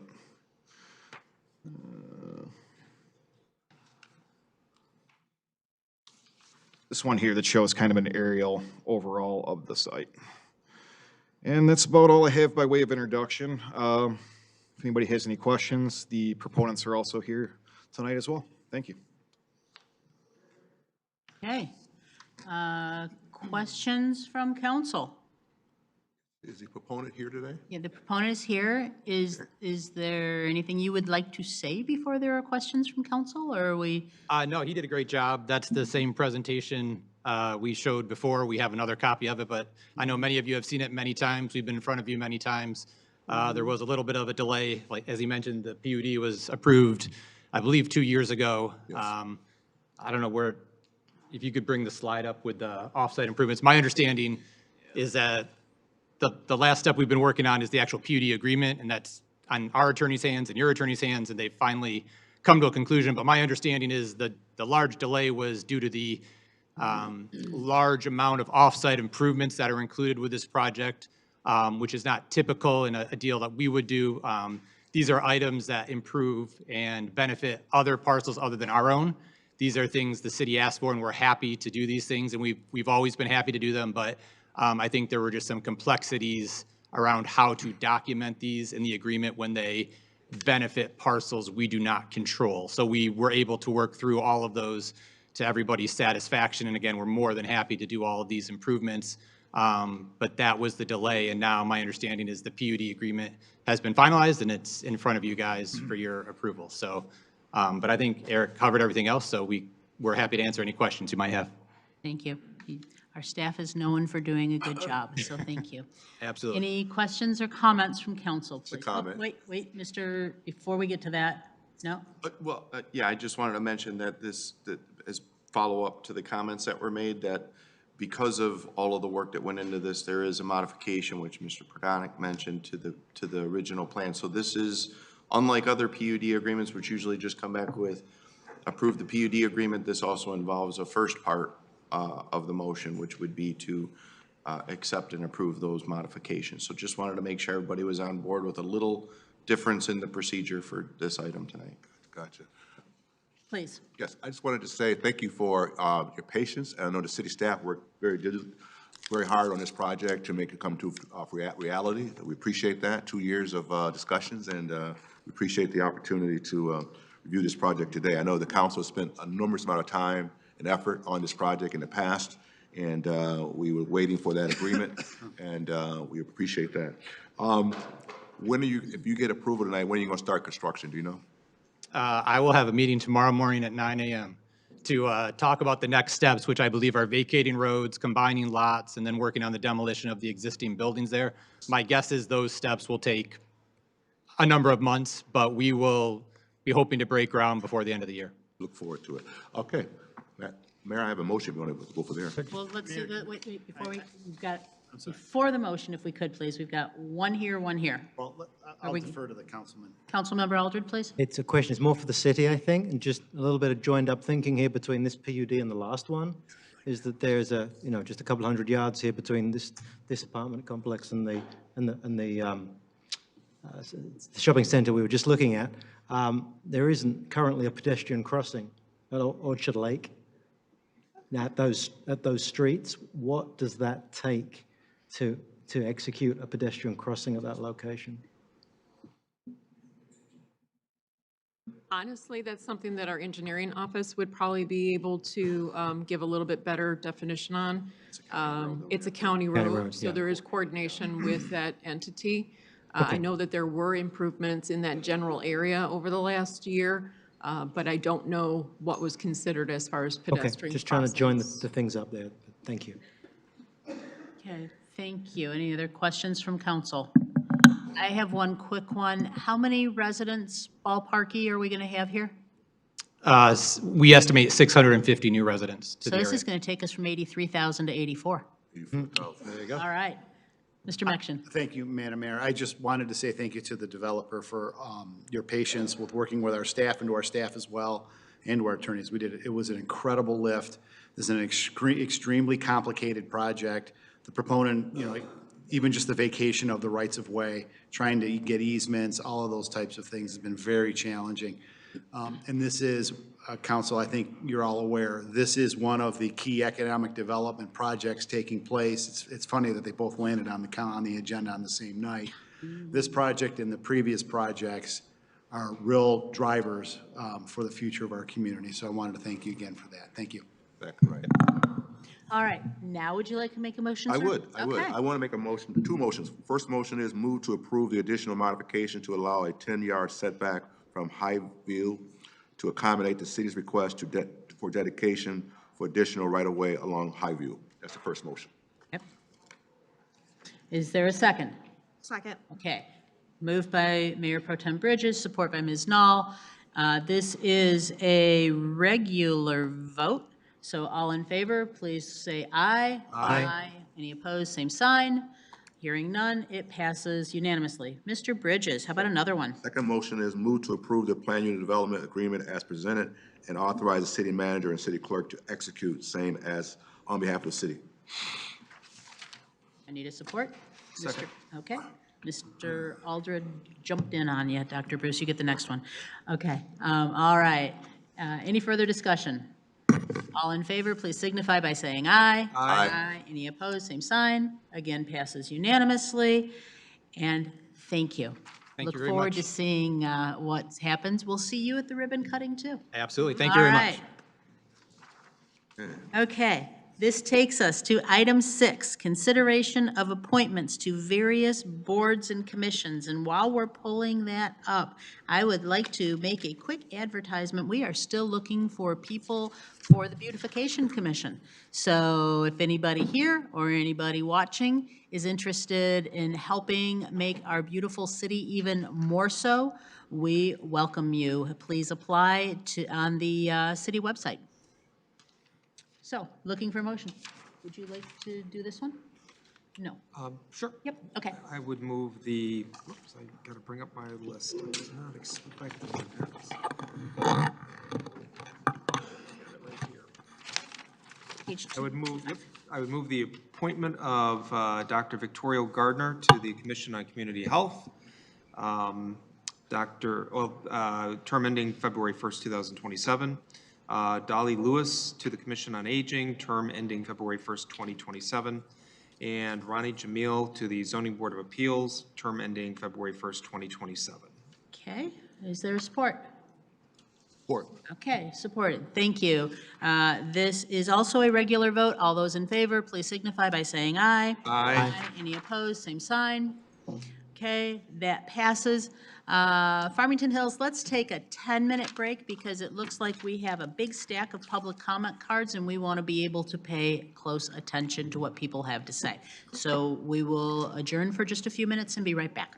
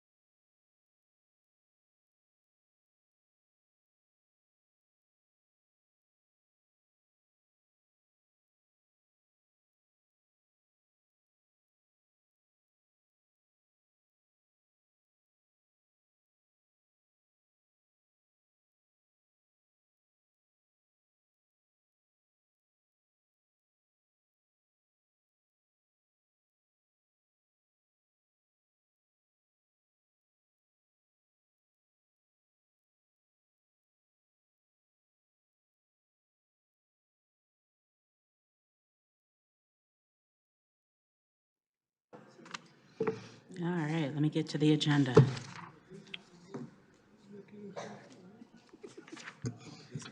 Okay, welcome back, Farmington Hills. We are now on public questions and comments. And I see the person who had the first card is no longer here. So here's how we're going to do it. I'm going to tell you. Closing the door behind you? Yeah, please close the door so we can have it nice and quiet. For those who may be new for public comment, there is a maximum of 5 minutes. I will give you a signal when it's 2 minutes. I will give you a signal when it's 1 minute. And when you're done, you're done. Public comment is the opportunity for the public to share their point of view with council. I see a number of new people in the audience this evening. A number of you could be doing this speech for me by now because this is the third or fourth time you've been here for this. But it is your opportunity to give your comments to council. You will speak uninterrupted, and we do not exchange a dialogue with you. This is our opportunity to hear from you. There will be no conversation in the room while a person is speaking, and we don't have applause. We don't have any commentary afterwards. We maintain decorum throughout. So what I will do is I will tell you who is the first person on the card. I will let you know who is the person on deck, so they will be the next one to speak. If you are the next one to speak, please start coming up so that we can keep things moving, because I see we have some school kids still here, and they're going to need to get to bed tonight. So, with that, anything I left out, council? All righty. Okay. Krista Phelps is first, followed by Mariam Dukan. And please be sure to speak into the microphone. Good evening. Good evening, City Council members. As per many emails you've received, each of you have seen a copy of a passable ceasefire resolution. Similar resolutions have been passed by cities across the United States. This issue is not only relevant to the areas of Southwest Asia and North Africa, but particularly relevant to the U.S., as we have sent more military support to Israel than we have to any other country. On Wednesday, the Senate will vote to send another $16 billion in aid to Israel, despite our relentless calls and emails to government officials. According to the document submitted by South Africa to the International Court of Justice at the United Nations Council, the atrocities committed by the largely U.S.-funded IOF go against humanitarian laws and are in fact war crimes. It is important to note 65% of Gazans are children. Every day in Gaza, children have to have one or both legs amputated with no staff or anesthesia. Today, over 30,000 are orphaned. A new acronym has formed as a result of this war, WCNSF, Wounded Child, No Surviving Family. Wounded Child, No Surviving Family. The conversations around the crisis centering Hamas as a terrorist group and imploring that Israel has the right to defend itself is a cancerous diversion that steers away from the horrors of the genocide.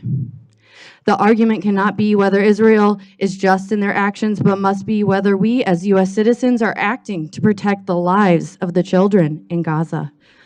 This topic is not complicated. Genocide is not complicated. It is our duty as U.S. citizens to press for our officials to ensure the safety and care of Gazan civilians, to ensure the available aid is allowed to enter, to protect the lives of doctors, ambulance drivers, journalists, and the family of those, all of whom have been targeted by the IDF. This is not a holy war. It is a deliberate and racist slaughtering of an entire population. The trauma Palestinians are enduring as we speak cannot be measured, and still so many United States citizens remain silent out of fear or out of steadfast nationalism. I come to you today, council members, to urge you to educate yourselves on the Palestinian conflict, to apply pressure to our local representatives in Washington, to call for an immediate ceasefire, to cut all aid to Israel and to open the borders to allow aid to enter. It is no longer a question of who is right in this conflict, but who is complicit in the genocide of the Palestinian people. Thank you, council Nope, members. nope. Thank you. Okay.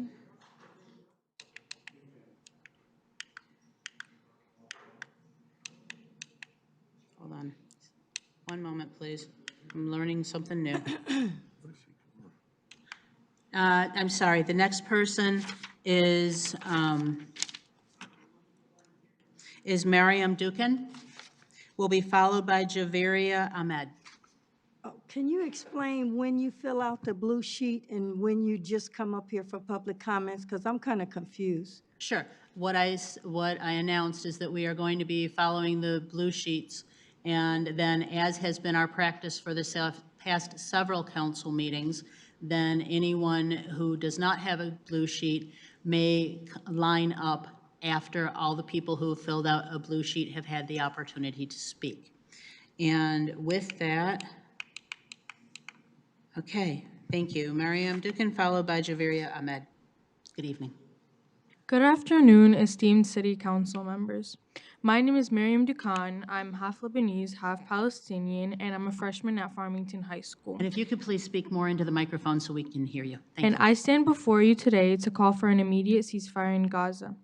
As representatives of our city, you have taken an oath to uphold justice, to promote the welfare of our citizens, and to ensure that peace and harmony prevail. By calling for a ceasefire, you will demonstrate your commitment to these principles, leading by example and inspiring others to follow suit. You guys are our voices. You represent us. And right now, it seems like our statements are going through one ear and out of the other.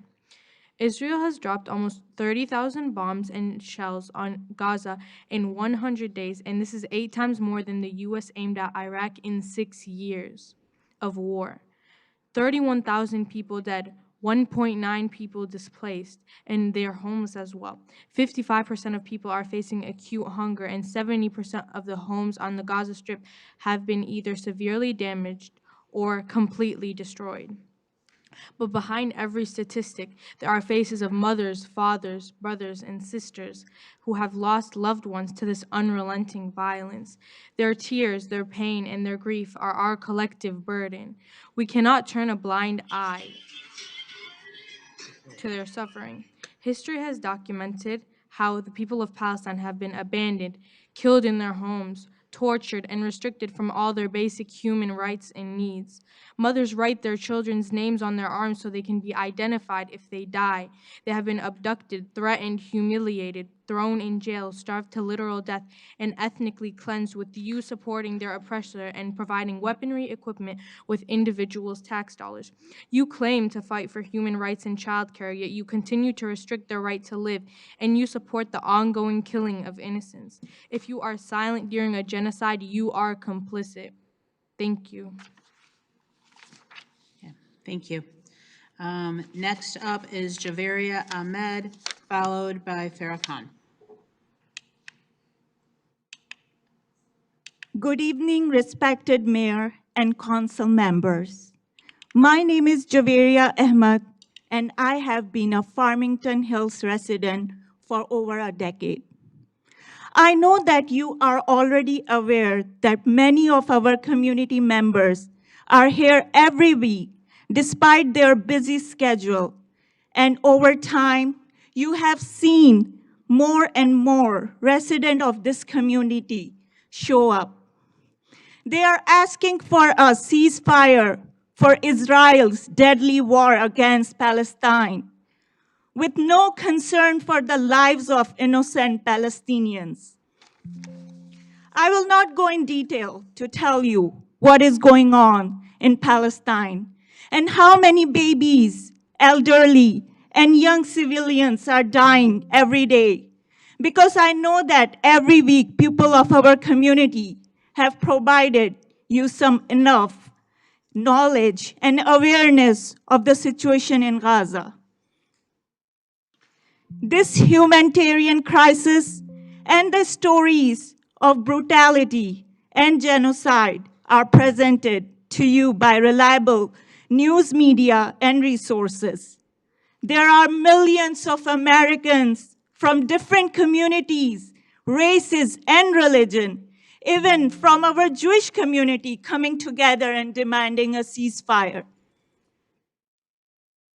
I have this feeling that you also have deep solidarity with the people of our city who are suffering to see their brothers and sisters dying there in Gaza.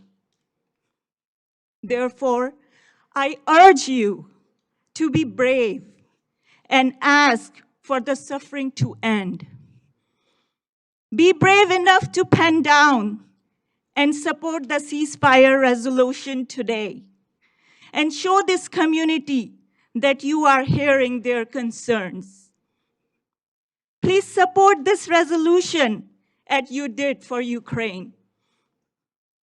Please use your authority and your privilege again, as I use my privilege to elect you as our mayor and our voice. Thanks again for listening. I hope we hear something good from you today that will benefit our community members suffering immense pain and leave your everlasting mark of being a true representative of our voice. Thanks. Thank you. Okay, next up is Farah Khan, followed by Masha Silverman, who has returned to the room. Good evening. Good evening, ladies and gentlemen, esteemed members of the City Council. And more into the microphone, please. Thank you. Okay. The Better? acoustics are horrible in here. Thanks. Okay. I don't know what I can say more that has not been said already, but I stand before you again today to advocate for the cause that transcends border and ideologies. The urgent need for a ceasefire resolution at the city level. As we witness violence at its worst and lives being shattered in Gaza, and now in Rafah, which was declared to be the safe zone, one of many lies told by IDF as they enjoy targeting the innocent unarmed civilians. It becomes increasingly evident that local action can have a profound impact on the global stage. The call for a ceasefire resolution is not just a symbolic gesture. It is a practical step towards elevating suffering and fostering peace. By passing this resolution, our city can send a powerful message of solidarity and compassion to communities torn apart by violence and conflict. We have the opportunity to be a beacon of hope and humanity in a world plagued by division and strife. Calling for peace for all has not and will never divide any community. But why is a ceasefire resolution important at the city level? The answer lies in the ripple effect of local actions on a broader landscape of international relations. While we may not have the authority to delegate foreign policy, we do possess the moral obligation to uphold principles of justice and human rights. By taking a stand for peace, our city can inspire other municipalities and communities to follow suit, creating a groundswell of support for diplomatic solutions to global conflicts. Moreover, a ceasefire resolution has practical implications beyond its symbolic value. It can serve as a catalyst for dialogue and negotiation, creating space for diplomatic efforts to take root and flourish. It can provide a lifeline for humanitarian organizations to deliver much-needed aid and assistance for affected Gazans. And most importantly, it can save lives, innocent lives caught in the crossfire of geopolitical tensions and power struggles. But let us not underestimate the power of our collective voice. By passing a ceasefire resolution, we affirm our commitment to the values of peace, justice, and human dignity. We show the world that even in the face of seemingly invincible challenges, the spirit of solidarity, the cooperation prevails. History has proven that peace cannot be kept by force. It can only be achieved by understanding. In conclusion, I urge each and every one of you to consider the profound impact of a ceasefire resolution at the city level. Let us seize this opportunity to make a difference, to stand on the right side of the history, and to be remembered not for our silence, but for our courage and compassion in the face of adversity. Thank you. Thank you. Okay, next up is going to be Masha Silver, followed by Rania Masri. Karen, can you help Masha?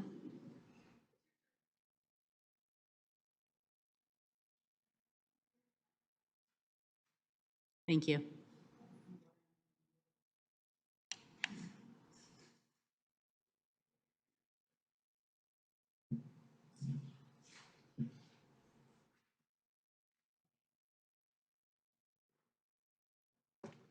Thank you. Good evening. Good evening. My name is Masha Silver. I also want peace more than anything else. I've lived through some wars when I lived in Israel. But I also want the hostages returned, especially the babies and the elderly. And I would like to hear from any of those who speak tonight about peace, one time to speak about the return of hostages, one of them, one time, then I could really believe there might be a peace. I've been through Gaza. I remember after the 6-day war, going there and people saying to me, "Why do you want to go there? There's nothing there." And I said, that's what we need to see, how bad it is, and we need to make it better. And Israel built schools and hospitals. We need that too, not just peace. We need the return of 3-year-old babies taken into those tunnels. Are they still alive? We need the return of the elderly Holocaust victim who was taken. Is she still alive? We don't have any idea. Listen, one time to one of them say the hostages should never have been taken and they should be returned. I believe that. I believe that there needs to be peace on both sides.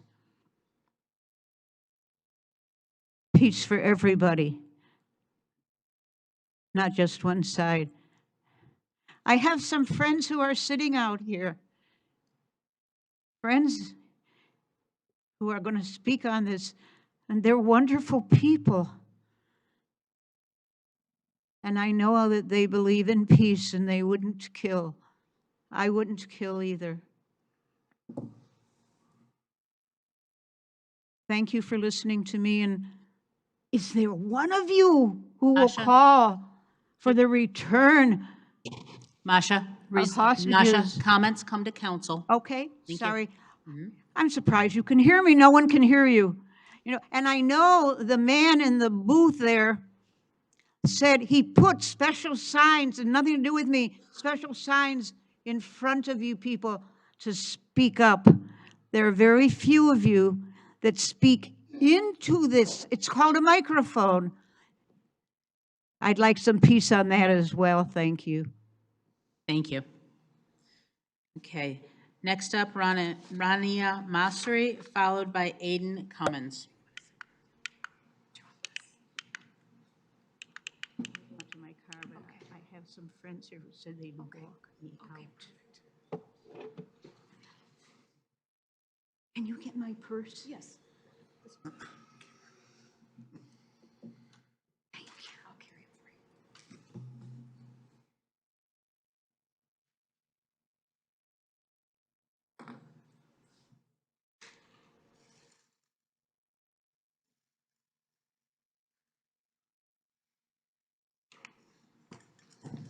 Good evening. Hello, council members, Madam Mayor. My name is Rania Masri, and I'm a resident of Farmington Hills. I've come and spoken before you twice already. We've met with many of you individually and discussed our concerns.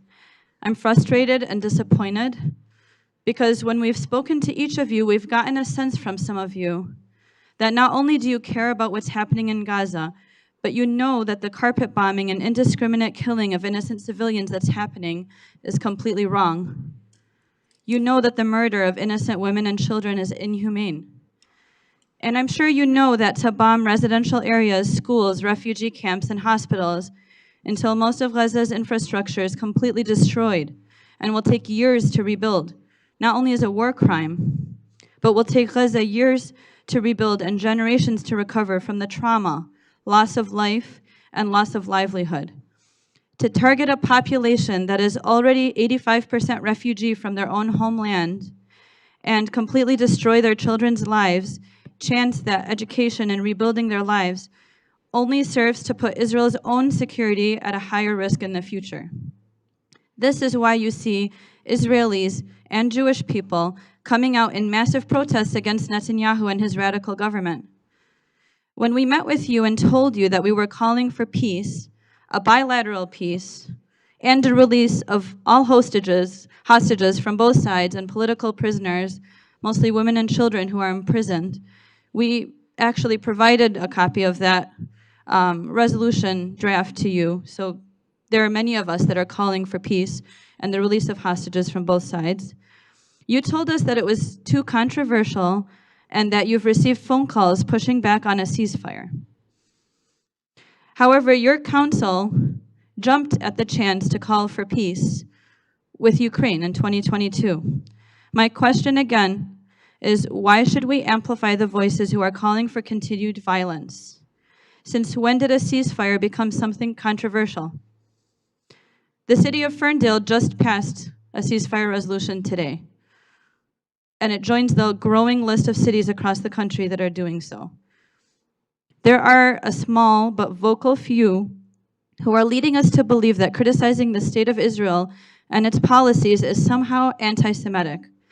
Does that make protesters in Israel anti-Semitic? Does that make Jewish Voices for Peace, an organization that hates Jews and wishes them harm? There is just peace and inhumanity. Those are the two sides of this conflict. It is not religious or racial or ethnicity boundaries that needs to guide this decision. I understand that you are worried about the pushback, but I beg each of you to dig deep and take the position that you will be proud of in years to come.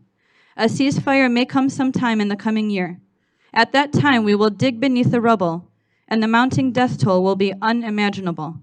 Will you look back and be proud of the decision you made here today? When I learned about the Holocaust as a child, I couldn't imagine how people could be silent in the face of such inhumanity and brutality. How could people be silent and complacent when a group of people was targeted and an attempt was made to exterminate them? This is why you hear Jews coming out and saying, "Not in our name," because they understand how cruel the world can be and how oppression can take place in plain view without anyone standing up to do anything about it. The people of Gaza who are dying may be far away from your perspective, but to the residents of Farmington Hills, they are their sisters, brothers, mothers and fathers, their aunts, their uncles, their cousins and nieces and nephews. They are fleeing from north to south, to tents at the Rafah crossing, and being bombed again and again, losing family members and limbs and everything they own along the way, only to lose their lives. To say this is traumatic to their family members here in Farmington Hills is an understatement. I'm not Palestinian. I'm an American and a daughter of Syrian immigrants. But I don't need to be Palestinian to feel their pain and understand the love of a mother, the need to protect my children, and the sense of duty to care for my parents and relatives. It's really not that controversial to call for peace. When you look around at the people who are calling for ceasefire, who are a majority of Americans, and the vast majority of our youth, you will see every color and background. You like to remind us that Farmington Hills is one of the most diverse cities of its size across the nation. It's time to represent your city's voices and not just take pride in their existence.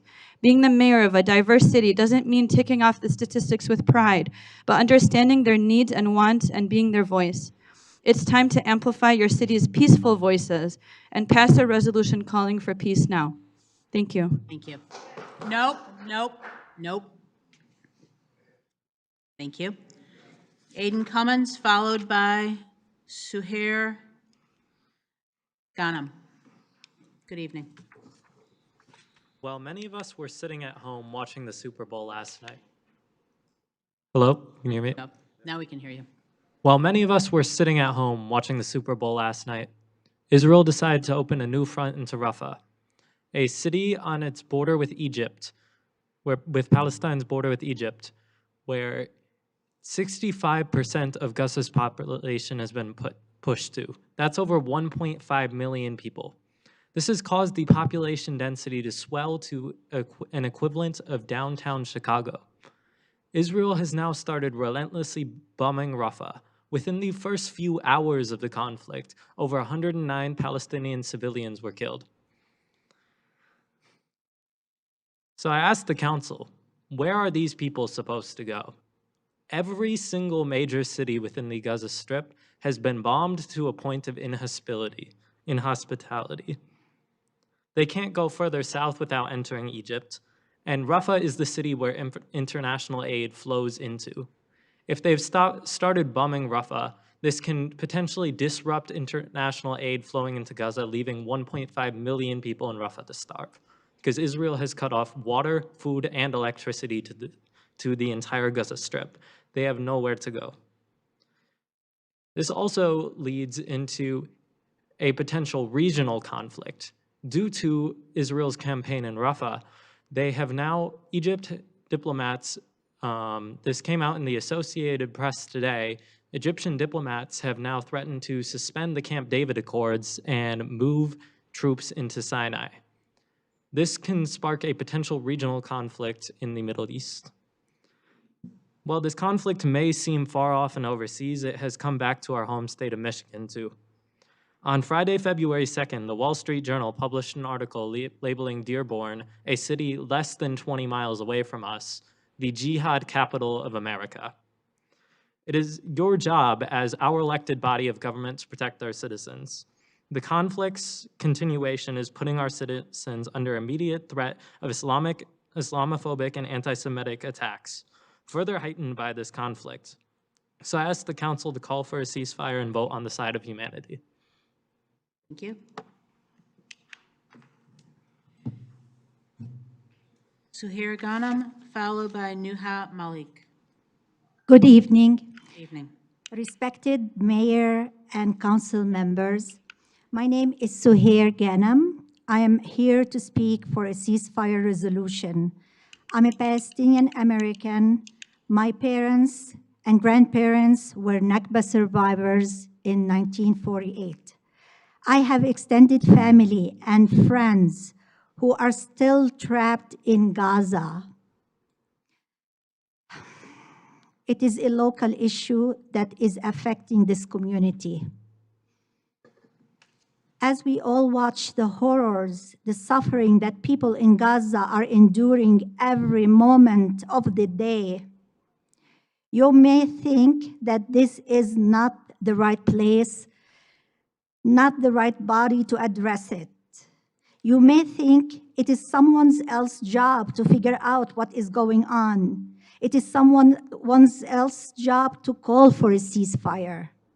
You may say it is a government foreign policy matter. It is the job for the White House or Congress. It is someone else's job. I would like to think that we are not, neither you are bystanders. We teach our children to be upstanders, to be proactive and speak up when they witness egregious acts. You spoke about that in school board meetings. These are important values, and we are saying we agree. We should be a voice when it matters most. as representatives of the city of Farmington Hills, 60 to 70% of the people who you represent support the ceasefire resolution. We represent a community that is hurting and experiencing trauma. Someone else mentioned the 4 years between 1941 and 1945, when 6 million Jews were killed in the Holocaust. Don't we all wish that people of conscience around the world acted more swiftly to stop the killing? Don't we all wish that everyone did what they should and could to stop the bloodshed and not wait for 4 years? Again, we don't want to be there years from now saying we wish we spoke up and called for a ceasefire when we were able to. The ceasefire resolution that we are pleading for is the minimum you could do that other cities have passed, including Chicago, Detroit, and Ann Arbor. We aspire to save lives and to stop the bloodshed as soon as possible. Every day that passes, more family lives get shattered. Please help us reach the consensus that every life is precious and sacred. Never again is never, anywhere, and for anyone. Thank you for your time and listening. Thank you.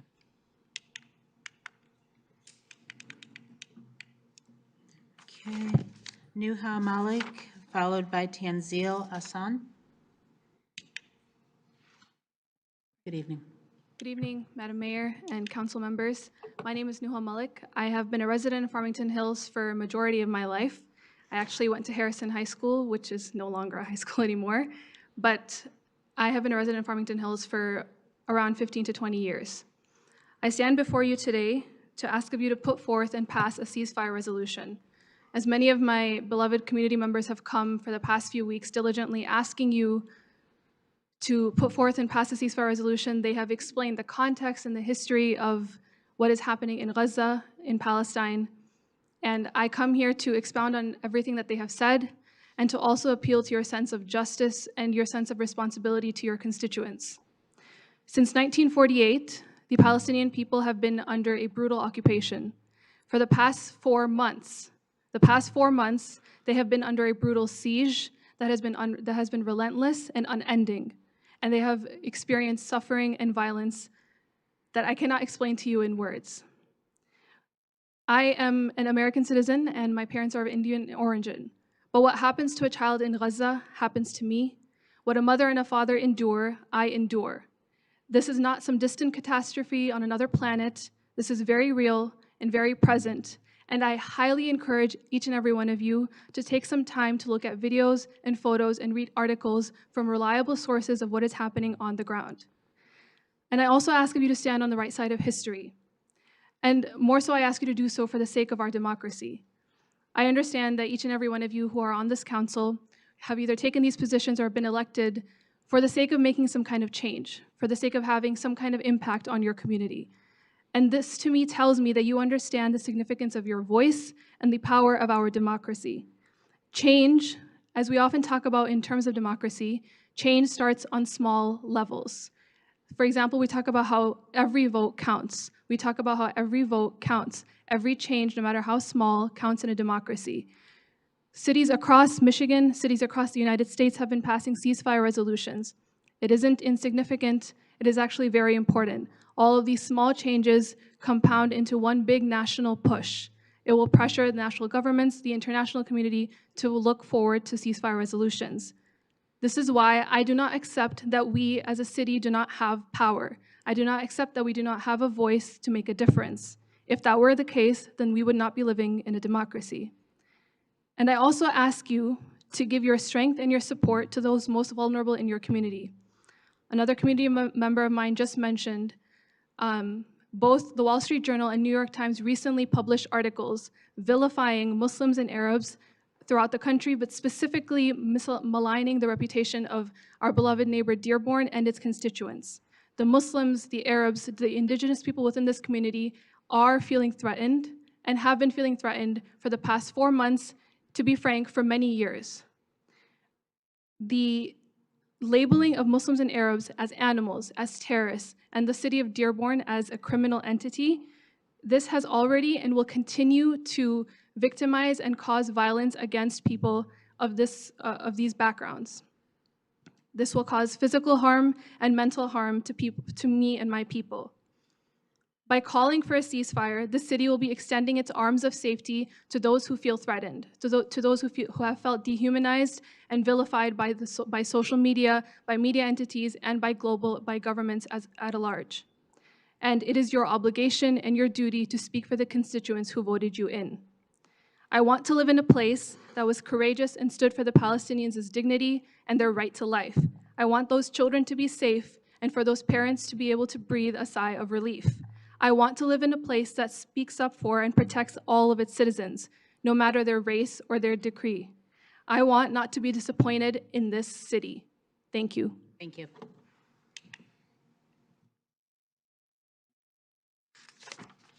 Tanzil Hassan, followed by Manor Hassan. Good evening, Mayor Rich and Farmington Hills City Council. Thank you for giving us this opportunity to voice our opinions and concerns. I am a junior at Farmington High School.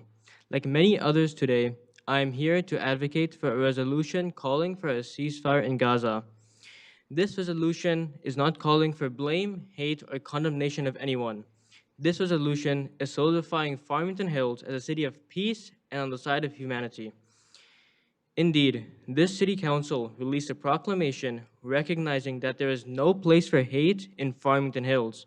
Undoubtedly, this is correct. But did we forget about the other 8 billion people living on this planet? Or the 2 billion people living in conflict zones around the world today, among them Gaza? Hate has no place in Farmington Hills. Hate has no place on earth. What reasoning will satisfy our needs to issue a resolution calling for human rights? No doubt, the war going on in Israel has led to the deaths of civilians. And I do not need to explain the killing of civilians that has been going on in that region. We are men and women of reason, and this council has been told the statistics countless times. In a war fueled by hate, what reasons do we need to issue a resolution calling for peace? Where this council created a city that is among the safest in the country, would it not benefit us to improve the world? When this council proclaimed that Farmington Hills stands in solidarity with the nation of Ukraine, will we not proclaim that Farmington Hills stands in solidarity with peace and humanity? Does this council not owe it to the great people of Farmington Hills who voted this council in for displaying and maintaining honor and dignity? We trusted this council to benefit us. Can we trust this council to benefit others on our behalf? Could we not extend a helping hand to the rest of the world just by issuing a resolution supporting human rights?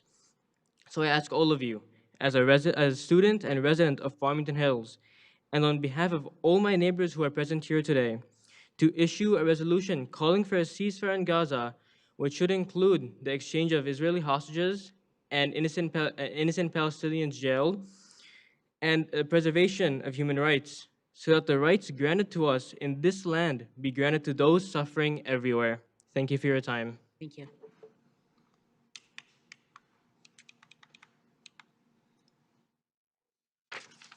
Can you hear Manor me? Hassan, followed by Pete Paratakis. Can you hear me? Yes, thank you. Good afternoon. My name is Mahnur, and I am a 9th grader, and I am a part of the 300,000 Muslims living here in Michigan, and I am here to support the demand for an immediate ceasefire. In the last 4 months, around 33,000 Palestinians have been brutally murdered by indiscriminate bombings. Among the killed are 6,600 children. The Declaration of Independence states that all people have the right to life, liberty, and the pursuit of happiness. It is our duty to protect these rights. America has gone against its own creed. Our government is directly funding these atrocities. We were very willing to help Ukraine, which was attacked from Russia. While the hostilities were taking place from both sides before the Russian invasion, we sympathized with them and directly helped that nation with both Palestine. America is funding the genocide. The city council can help to end this monstrosity by calling for a ceasefire. Why can't we support Palestine? What makes Palestine so unique than rather helping them, one pays for their death? America gives money to Israel and allows them to buy more firepower to rain down on Palestine. How does anyone's conscience thrive, knowing that our tax dollars were the key to child's death? You do not need to be a Muslim or an Arab or even a Palestinian to support Palestine. You just need to be a human. Thank you. Pete Paratsakis, followed by Jenna Paratsakis. Good evening. Hi, my name is Pete Paratsakis. I'm a resident here for 20 years now. I'm not happy to come up here for the third and fourth time talking to you as I would talk to my 4-year-old kid, asking for you to make a resolution for a ceasefire, okay? Countless cities have done this already. If you guys having a difficult time with it, take the Detroit resolution and put your names under that, okay? Pass it. There's a short amount of time, the ceasefire is going to happen. Either everyone's going to get killed over there's going to be a huge war, okay? Or the United States is going to finally say ceasefire and it's going to end. You guys have a choice. Either you're going to be on it or not. Do you hear me, Mr. Gary Mijian? I guess not. He's, I'm listening. Your name sounds like it's Armenian. Okay, hold on. I'm just asking a question. I'm not asking questions, actually. What I'm saying is this. He knows his history. There was a genocide 100 years ago, okay? You guys are sitting here being asked and asked, hundreds of people. There hasn't been anything that's come to this city and asked from as much people the same subject, and you guys not respond at all. We're working hard at this. Each of these people here, you guys have to just sign your name on a stupid letter saying ceasefire. Are you going to lose votes? November is Biden's month coming up, and he's going to lose the election. You guys have November's coming up as well in the next few years. You will lose your seats here, okay? I promise you, I will go to every masjid and church. I'll go to synagogues as well, and I will tell them to not vote for you because you guys were not standing on the right side of history. Thank you. Jenna Paratsakis, followed by Husnia Paratsakis. Good evening.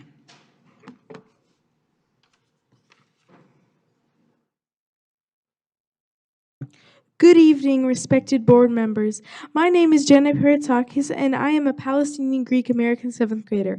I'm here to beg you, after demanding and imploring you at the past 2 board meetings, to call for a ceasefire of Israel's continued bombardment on Gaza. I, along with many other constituents of yours, are tired of your refusal to take action by calling for a ceasefire. I ask you, how many people have to die? How many homes and hospitals have to be bombed mercilessly before you act? At this point, I do not know how you can refrain from calling a ceasefire. Furthermore, I don't know why you wouldn't. I can't imagine. The fact that you don't think that the loss of human life urgently needs to cease is scary. All you board members are ignoring our pleas. The fact that after over 4 months of this genocide of the Palestinian people, you have nothing to say except that you don't deal with international affairs is shocking and frankly appalling. When it came to Ukraine, no questions were asked, so why is it different for Palestinians?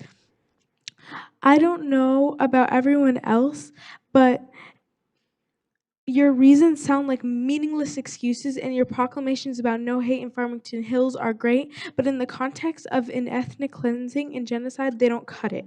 I feel ignored. I feel like you tolerate my comments, but you don't take them into consideration, and I'm sure many others in this room feel this way as well.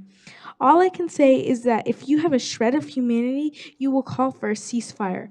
I used to be proud to say I'm from Farmington Hills, but now in the light of your dry, short, and empty reactions to blatant evil in Palestine, I'm not so sure. Thank you. Thank you.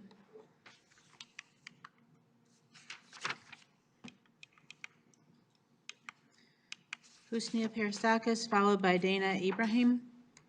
Good evening, Madam Mayor and City Council. I have been a resident of Farmington Hills since 1996, and this is my third time sitting here. My kids are staying up late. People have worked really hard in this room to write these speeches out to members of the council to appeal to your empathy, to your humanity.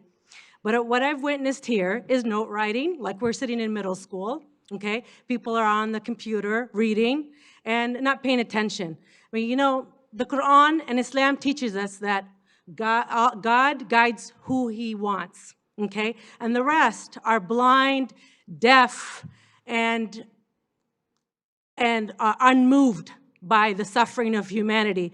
I don't have to tell you that 1.5 million people are crammed in a 5-kilometer space right now, being bombed without water for 4 months. I don't have to tell you that without food, without electricity. I don't want to go through the whole spiel.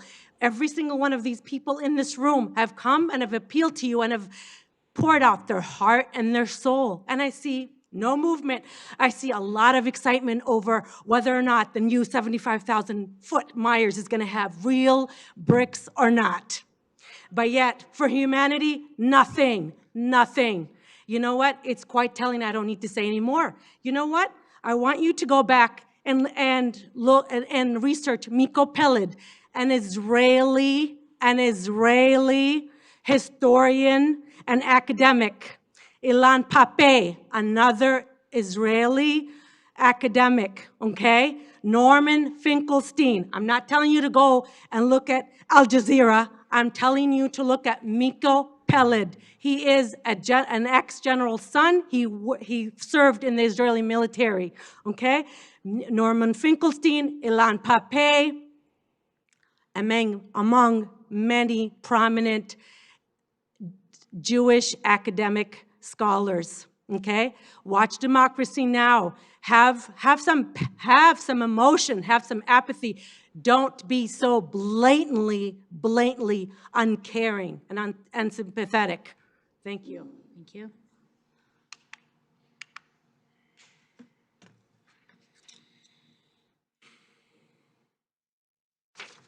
Dana Ibrahim, followed by Melina Peristakis. Hi, my name is Dana. I'm a junior at Farmington High School, and I'm here to speak on behalf of my people in Palestine whose voices aren't being listened to, as well as my fellow Arab and Muslims in Farmington Hills who aren't being heard. As proud as I am of my identity and my country, it's not easy being a Palestinian and Muslim living in the West. The constant fear and uneasiness that I live with is consuming me. I go out every day afraid, knowing that I could be killed in the US because of my religion and the country I'm from. But I'm also furious because why hasn't the community I live within taken action yet? You know, I go to school every day wearing the kufiya around my shoulders as a sign of solidarity. While no one has audibly said anything or done anything about it, the looks I've gotten from staff and some students was enough for me to know where they stand. Many people may argue that this is not a school-related issue. However, I should feel safe enough to be able to wear a traditional scarf that represents my country at school without getting dirty looks, or without being afraid of how it could affect my grades because of what certain teachers may think of me. A little bit over a week ago, a substitute teacher in Melvindale High School allegedly said all Palestinian children deserve to die. There was another incident back in November where a guidance counselor in the Ann Arbor Public School District called an 8th grade student a terrorist because they're Palestinian Muslim. Now, nothing like this has happened in Farmington High School from what I've been aware of, but it's only a matter of time before someone says or does something similar to those two incidents. Not only that, but even the scarf I wear around my head for religious reasons is enough for me to be scared of going out in public and to school because of the Islamophobia that has been rising all over the world. In early October, there was a Farmington Hills resident named Carl Mintz that made a public threat on Twitter to hunt Palestinians down in Dearborn. As someone who's lived in Dearborn Heights for a little bit of over a year and moved to Farmington Hills in that same month of October, I'm terrified to walk in the streets of Farmington Hills because of my religion and ethnicity. I'm scared of going to school knowing that last year there were threats towards Muslims written on the walls of the school bathrooms. We have seen so many incidents of terrorism all over America towards Palestinians and Muslims. I hope no one forgot about that poor a 6-year-old child that was stabbed 26 times by his landlord because he was Muslim. Or the 3 Palestinian American university students that were shot for wearing their kufiya around their necks in Vermont. There was also a very recent incident actually in Austin, Texas, where a 23-year-old Palestinian American was stabbed in the chest by a man named Burt James Baker. If this is a political and international issue that shouldn't involve schools or our own communities, then why do I, a Palestinian Muslim student, feel unsafe in a setting that advocates for diversity and equality as well as student safety and support? I once had a teacher mention the fact that hate crimes towards Jews have increased in the United States because of what's happening in Israel. Now, there's no issue with that. Any sort of hate crime is unacceptable. But why is it that we are silenced anytime we want to talk about the genocide happening in Palestine or about the hate crimes towards the Arabs and the Muslims around the US? Not one person had said anything about the genocide happening, and it's making me go crazy. It makes me feel crazy that no one mentions anything about it, knowing that I have family back home in Palestine who are too scared to even leave their homes in case of being killed, and knowing that my innocent people are being bombed ruthlessly in Palestine, and I can't do anything about it. Just last night, in the most densely populated area on Earth, with over 1.5 million displaced civilians in Rafah City, Gaza, more than 100 of the innocent civilians were killed, and hundreds of others injured by another Israeli massacre, most of them being children. I feel as if no one sees me or hears me. I, as well as so many other human beings, have dealt with so much grief and guilt, and there's no support when we need it. Not from the school system and nothing from the city council. The superintendent sent out an email early October lamenting the losses of life on the 7th of October. How about the other 30,000 lives that have been lost these past 4, almost 5 months? The school system needs to show safety and support for their students just like they say they do, and you need to show that you care for the community as well as the voices and the opinions of the youth here in Farmington Hills precisely like you claim to. Something needs to be done before something actually happens. There needs to be peace in the Middle East, and the first step towards that is to call for a ceasefire resolution.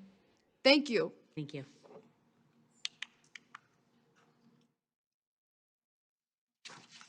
Melina Peristakis, followed by Dr. Alim, PhD. Good evening. Good evening. I would like to extend a thank you to Ms. Valerie Knoll and Mr. Randy Bruce for showing us that they don't care at all about what we have been saying for the last few weeks. Because last time and this time, they weren't paying attention. They didn't care. They were passing notes. Yeah, I saw that. Okay. And at least pretend.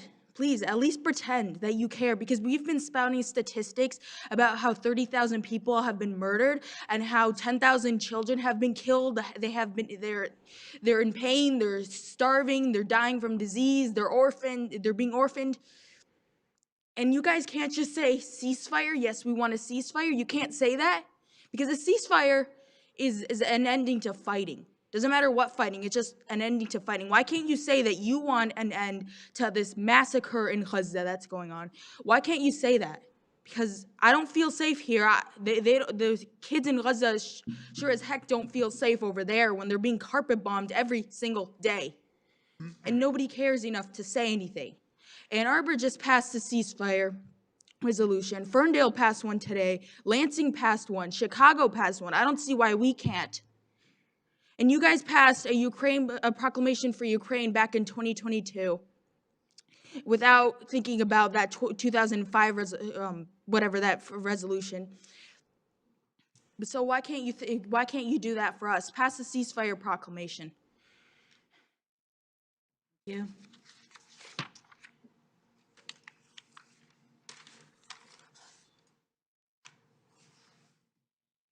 Dr. Alim, followed by Marianne Abdallah. I'm not going to talk about 11,000 children confirmed dead, half under the age of 5. I'm not going to talk about how the children are eating grass and drinking mud, because you don't care. If you cared, you would have already called for the bombing to stop.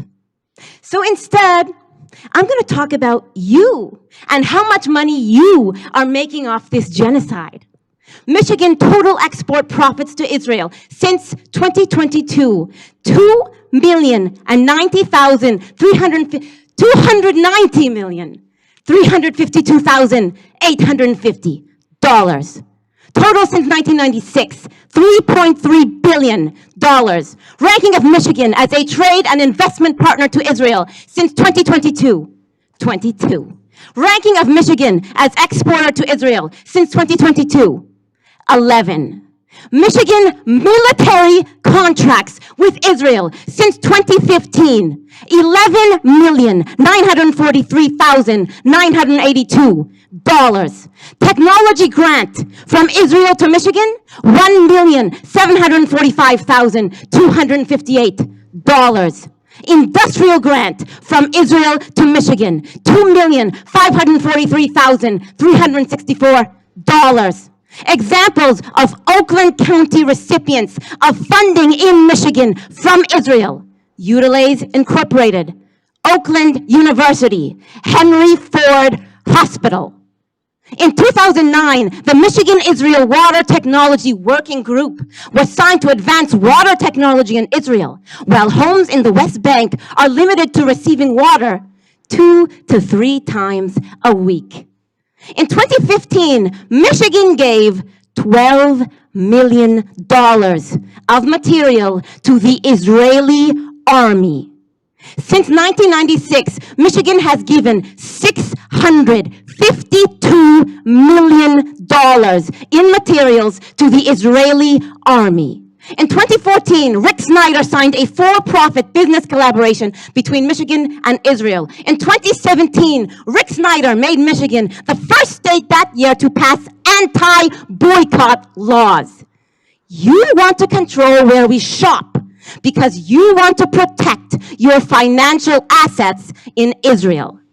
In 2019, Governor Whitmer signed a collaboration between Michigan and Israel called StartupMichigan.com, along with other business partnerships between Israel and Michigan. Oakland County is a silver-tier financial contributor to the Michigan-Israel Business Accelerator, which partners with Israel in defense. Oakland County is a silver-tier investor in Israeli defense. Farmington Hills is financially profiting off this genocide. You want more killing and more starvation because you are financially invested in this genocide. These are not federal contracts. These are Michigan contracts and Oakland County government contracts, and you know it. Bombing is not a Jewish belief. The group leading the call for ceasefire is the Jewish Voices for Peace. Jewish protesters for ceasefire in Tel Aviv are being attacked. A Jewish Orthodox protester for ceasefire was beaten to the point of brain damage by the IDF. State Representative Samantha Steckloff of Farmington Hills herself said of Congress's unconditional support for Israel, quote, "They do not speak for the Jews." You are refusing to call for a ceasefire, instead endorsing bomb more, kill more, starve more, because you are directly profiting off this genocide. This is a local issue because you are making money off the murder of toddlers. Stop lying. Thank you. Miriam Abdallah, followed by Alexandria Peristakis. Hello. Is this good? Good evening. Please be sure to speak right into the microphone. My name is Mariam Abdullah. Sorry, we can't hear you, my friend. There we are. Is that better? There you go. Okay. My name is Mariam Abdullah, and I'm a freshman at Oakland Early College. I'm going to keep this short, but I think we're very late in making this call. It's a long overdue topic, and the longer you wait, the worse it gets. Just yesterday, around 200 people were either wounded or killed in Gaza. Each day that passes is another day where a child loses a family member. And the worst part about it is that they're using our tax money to do so. All we're asking is for the city to add its name to the list of other cities who called for an end to the genocide. I live here, go to school here, my friends and family are all here, and I really don't see why this should be such a complicated issue that needs so much thought and consideration to be put into it. And just like you said earlier about how Farmington Hills is proud to be such a diverse and open community, I think we should be one of the first ones to stand for peace. Thank you. Thank you.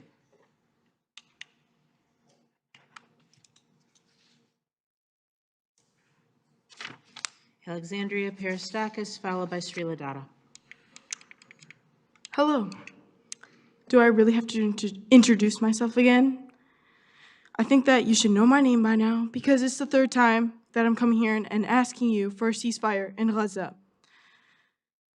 At least start acting like you care, because the note passing like high schoolers and looking like you don't want to be here last week was noticed by everyone.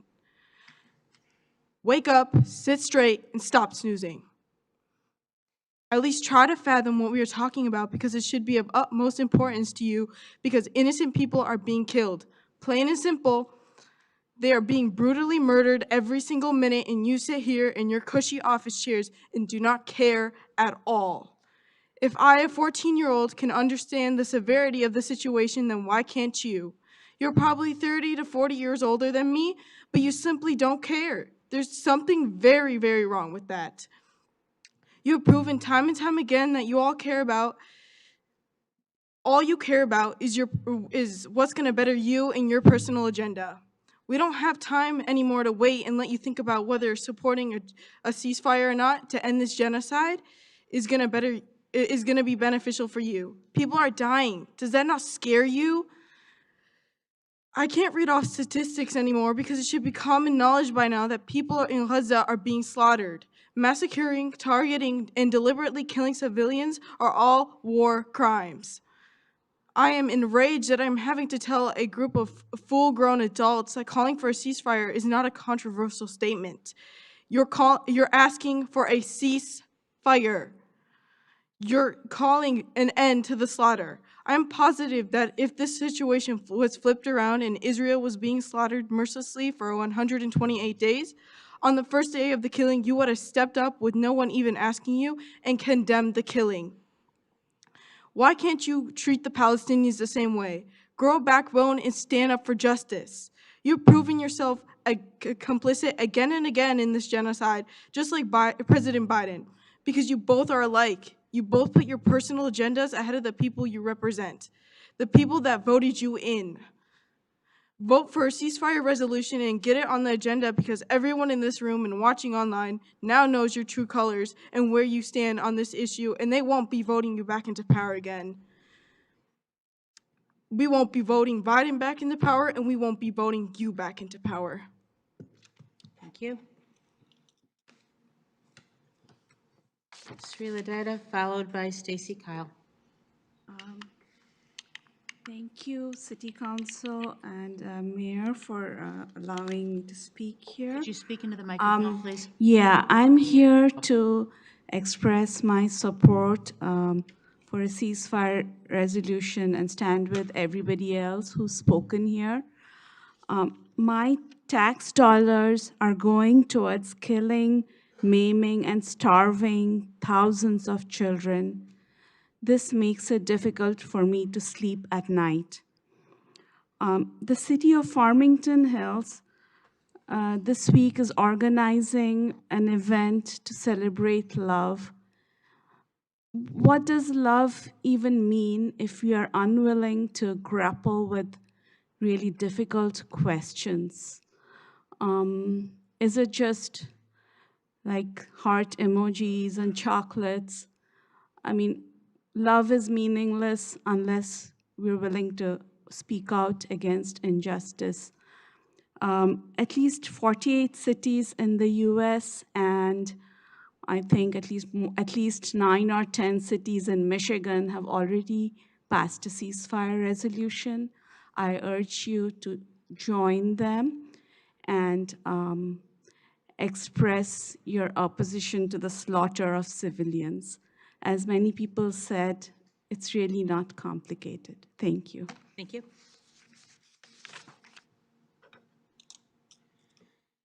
Stacy Kyle, followed by Musab Abdallah. Hello. Obviously, my name is Stacy. And I am actually from originally Livonia, so just down the road, but I've lived in Farmington Hills for the past 3.5 years, and I've really enjoyed my time here. So first off, I want to dispel the false notion that this is a religious issue, because it's not about if you're Muslim, Christian, Jewish. I myself am agnostic, and I have several atheist friends who are also for a free Palestine and who are also demanding a ceasefire now in their own cities. In fact, one of my favorite people on TikTok I follow is a Palestinian American whose own grandmother was a Jewish Palestinian woman. Again, I will say a Jewish Palestinian woman who was married to a Muslim Palestinian man, which interfaith marriage is illegal in Israel, for those who didn't know. But her Jewish Palestinian grandmother was actually murdered in the Nakba of 1948 by the Zionist forces. And I mention that specifically because I'm sure you've heard in the news, in everything that you will see on mainstream media, that this is a Jewish versus Muslim issue, but that is not the case.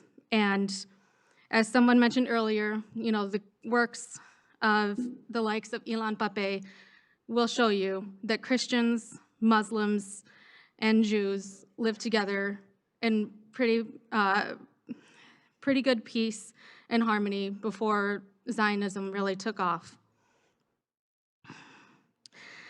I also want to mention, because I know a lot of people say, what will Farmington Hills calling for a ceasefire do? Not only is it just the right thing to do, the right human, empathetic thing to do, but as I've heard people on this council remark, you've seen more people show up to these meetings than ever before. And many of these people who I see are Muslim and Arab. And what you are saying when you are not doing anything, when you choose to remain silent and say that passing a ceasefire now resolution is too complicated, is you are saying that you do not care about them. And me, that enrages me. Because these are people who are here just begging for you to care about them and about people like them. And I just want to tell a quick story that was sadly too short of a story. There was a little girl, her name was Hind Rajab. And I was watching the news every day after she had called the Palestinian Red Crescent and her mother dozens of times for hours. I mean, I don't even remember the number of hours, at least 3 or 4 hours, where this 7-year-old girl was trapped in a car with her 6 dead family members. And also, you can listen to the recording of her 15-year-old cousin, Layan, as she was on the phone with the Palestinian Red Crescent when Israeli forces fired upon their car and murdered her and her family. And then the Palestinian Red Crescent, in coordination with the International Red Cross and Israeli forces, went to rescue Hind, knowing that they could have been killed as well. And for 12 days, we waited and hoped to hear good news. But unfortunately, on Saturday morning, I woke up, and the first thing I saw when I opened my Instagram feed was the horrific news that not only had Hind been killed, but the 2 paramedics who had went to her rescue, their names were Ahmed Al-Madhoun and Yusuf Zaino. And they were murdered by Israel after they were given safe passage to go and rescue the 7-year-old girl who, again, had been trapped in the car with her family's dead bodies. It's time. So, again, just pass a ceasefire. Thank you. Musab Abdallah, followed by Maha Ezzedine. Thank you for having me today. When you say that ceasefire is none of our business, it is our business, because when you think about it, you're spending a lot of money to Israel, and so you're funding... Closer in the microphone, please. When you send money to Israel, you're funding their genocides, and you're killing them. So it is our issue, so please go for ceasefire. Instead of going for ceasefire, you fund the oppressions and you make it not a business, but it actually is. Thank you. Thank you, Musab. Maha Ezzedine, followed by Noor Abdallah. Hello, my name is Maha Ezzedine. I moved to Farmington Hills about 2.5 years ago with my husband and 6 kids. We had lived in Rochester Hills, Houston, California, and the DC metro area. We're very happy to make Farmington Hills our long-term home, and we're eager to make positive contributions to our neighborhood and city.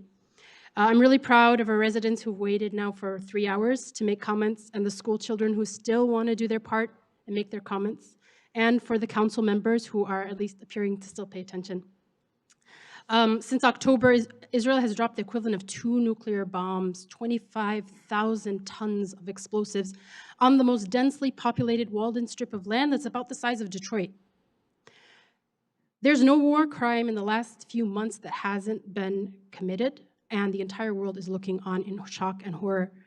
This brutal, indiscriminate violence that's being unleashed on Palestinians is very much a local issue.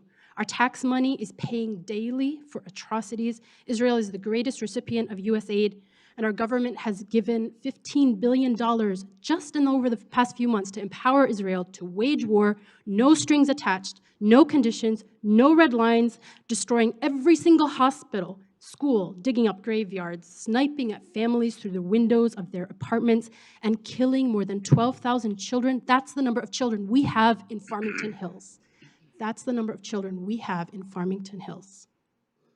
It's sad how we have been reduced to just talking about the children. We don't even mention the men, the bus drivers, school teachers, journalists, doctors, imams, because we know that they've been so dehumanized that that number doesn't even matter. But we hope that the one thing that we can agree and come together on is that number of children. What kind of price is that? That's a number that should force us to get out of our comfort zones. We need to break norms. There's no normal process when that is happening in the world. And to add to that, our own government is funding that. We would hope, in light of what is happening, that every human being with some measure of influence or power to speak up would be moved to do so in conditions like this. And just to give you a sense of the scale of this crime, artists and activists in southern England laid out 12,000 children's outfits, representing the murdered children of Gaza along a shoreline 3.5 miles of babies and children standing hand in hand that we've lost in 100 days, the population of Farmington Hills, population under 18. So we keep repeating children, children, and hope people will understand that universal language and will do whatever is in their power and scope of influence. We've never witnessed this scale of violence in such a short amount of time, and our government is guilty. It is complicit.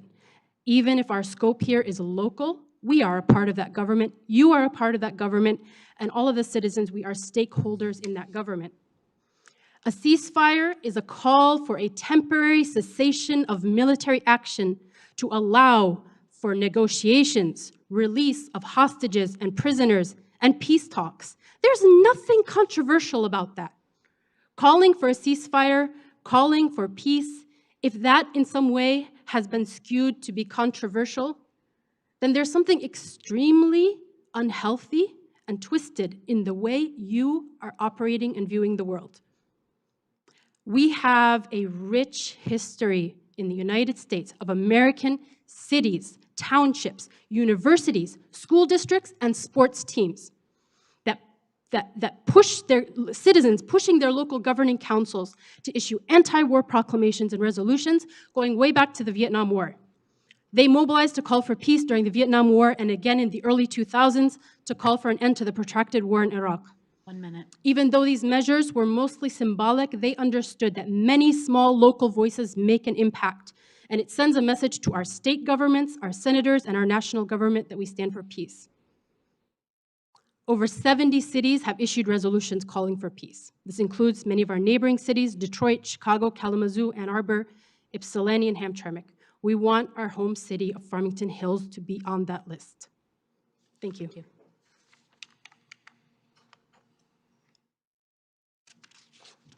Noor Abdallah, followed by Omer Zafar. Hello, my name is Noor Abdullah. I am 17 years old. I'm a resident of Farmington Hills along with my family of 8. So this is my 3rd time here, and I wanted to share my thoughts, my first time speaking. So first of all, I wanted to share why I think you all should call for a ceasefire. So I want to live in a world where peace does not have to be asked for. And the reason why I think you guys should call for ceasefire is because this crisis is, the World Health Organization called this the worst they had ever seen anywhere in the world. So obviously, as said earlier, this means breaking norms. And with a crisis of this magnitude, even the smallest of cities need to raise their voice and call against injustices. And then lastly, next year I'm going to turn 18 and I'm going to start voting. And when the time for voting comes, I'm going to be picking and choosing between the people who openly raised their voices and called for peace. Thank you. Thank you. Omer Zafar, followed by Amir Habib. Good evening, Madam Mayor and respected council members. Before I start, I just want to take a moment to reflect how silly this is, that we are all over here asking for something so humanitarian and so obvious, and we still have to continue asking week after week. My name is Omer Zafar. I live on Moran Street on 10 Mile. I had actually written something for this day pointing out how illogical it is to use a resolution from '05. Then I found out that a public statement was given about Ukraine, and we knew that argument would never hold after that. So what's there left to talk about? Do we really think a watered-down statement posted in the depths of Farmington Hills website would really be something that we can be proud of? So where's the standing up to the blatant murder of 27,000 civilians? We've said this number so many times, it's sad we have to continue saying it. So yesterday, as we were watching the Super Bowl, Israel's primary funder, our country, used that distraction to massacre Rafah, the promised safe zone, the most densely populated place on earth right now, where its inhabitants are being pushed to a corner, nowhere left to go, and being struck down like bowling pins. So what more will it take, must I ask? What more do we need to see? Honestly, where is the bar set to right now? Change occurs when you reach a threshold. 20,000 more, 50,000 more. The massacres have already far exceeded that of Ukraine, which that in itself is sad enough. Will we not show our humanity to a different race going through worse? Or are you afraid of pushback? We're all afraid of pushback. It's legitimate. It might lead to unpopularity. You may have seen some people lose their seat because of the truth that they spoke. Well, if the seat is more valuable than the truth, then at least we get to see where the priorities lie. Because going along with the flow of truth when it's popular, that's nothing special. It's when the truth is clear and the administrations are too fearful for the potential outburst of those who fund them, breaking status quo, risking the position they fought to be in. Now, that is what takes bravery to stand up to falsehood. But then as time passes, people see up top that there's no choice, and we move along with the truth like another face in the crowd. You know, our own country labeled Nelson Mandela a freedom fighter as a terrorist, and they continued to do so until it was so ridiculous to the public eye that they walked it back. Would you have done the same? Why is it that something tells me if we were back then, we would all be standing in the room begging you to stop calling Nelson Mandela a terrorist? But our council of Farmington Hills, the city that prides itself with D&I, still won't even comment on such a brutal response of almost 30,000 people slaughtered. So I will end with this. What really changes the tide of perception? Every generation, norms and understandings change to form how those people are raised. And perhaps you get your news from BBC or CNN or Fox, stations that must get direct approval from Israel before anything is broadcasted. But not us. We don't need pre-filtered sources to shape our understanding the ways news stations want us to. Now we take directly from the source. We see what is happening, and I ask you for not even 1 hour to watch the horrors of what is going on there. Yes, miles from our comfortable homes, but nonetheless real. We see the truth for what it is, and we know it. The tide isn't just changing, it has already changed. People are realizing you cannot cover up and justify 12,000 children dead. People are realizing the illegality of the settlements, and they are realizing that the narratives do not add up. Our generation is the start of this change, and like it or not, we are the future. So you can wait till everyone's jumped on board, or if D&I actually means something, and it's not just a phrase to be thrown around to appease the crowd, then let it reflect in your words to the public, please. Thank you.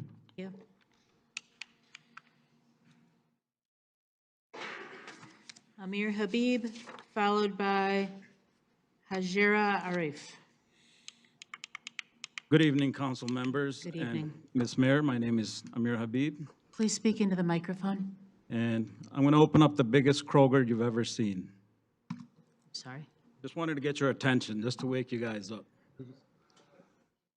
Just like everybody else here, for the last 3 weeks, you know, we implore you to pass a ceasefire resolution, and that's why everybody's here. We can only say it so many times.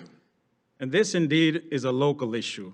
It's not a federal thing that, hey, we don't care about international affairs. It's a local issue. You know how? Because I got something in the mail. It's called the W-2s and the 1099s. They tell me exactly how much Michigan is taking from me, how much Uncle Sam is taking from me, and I don't want my money to go and kill innocent people in Gaza. So this definitely is a local issue.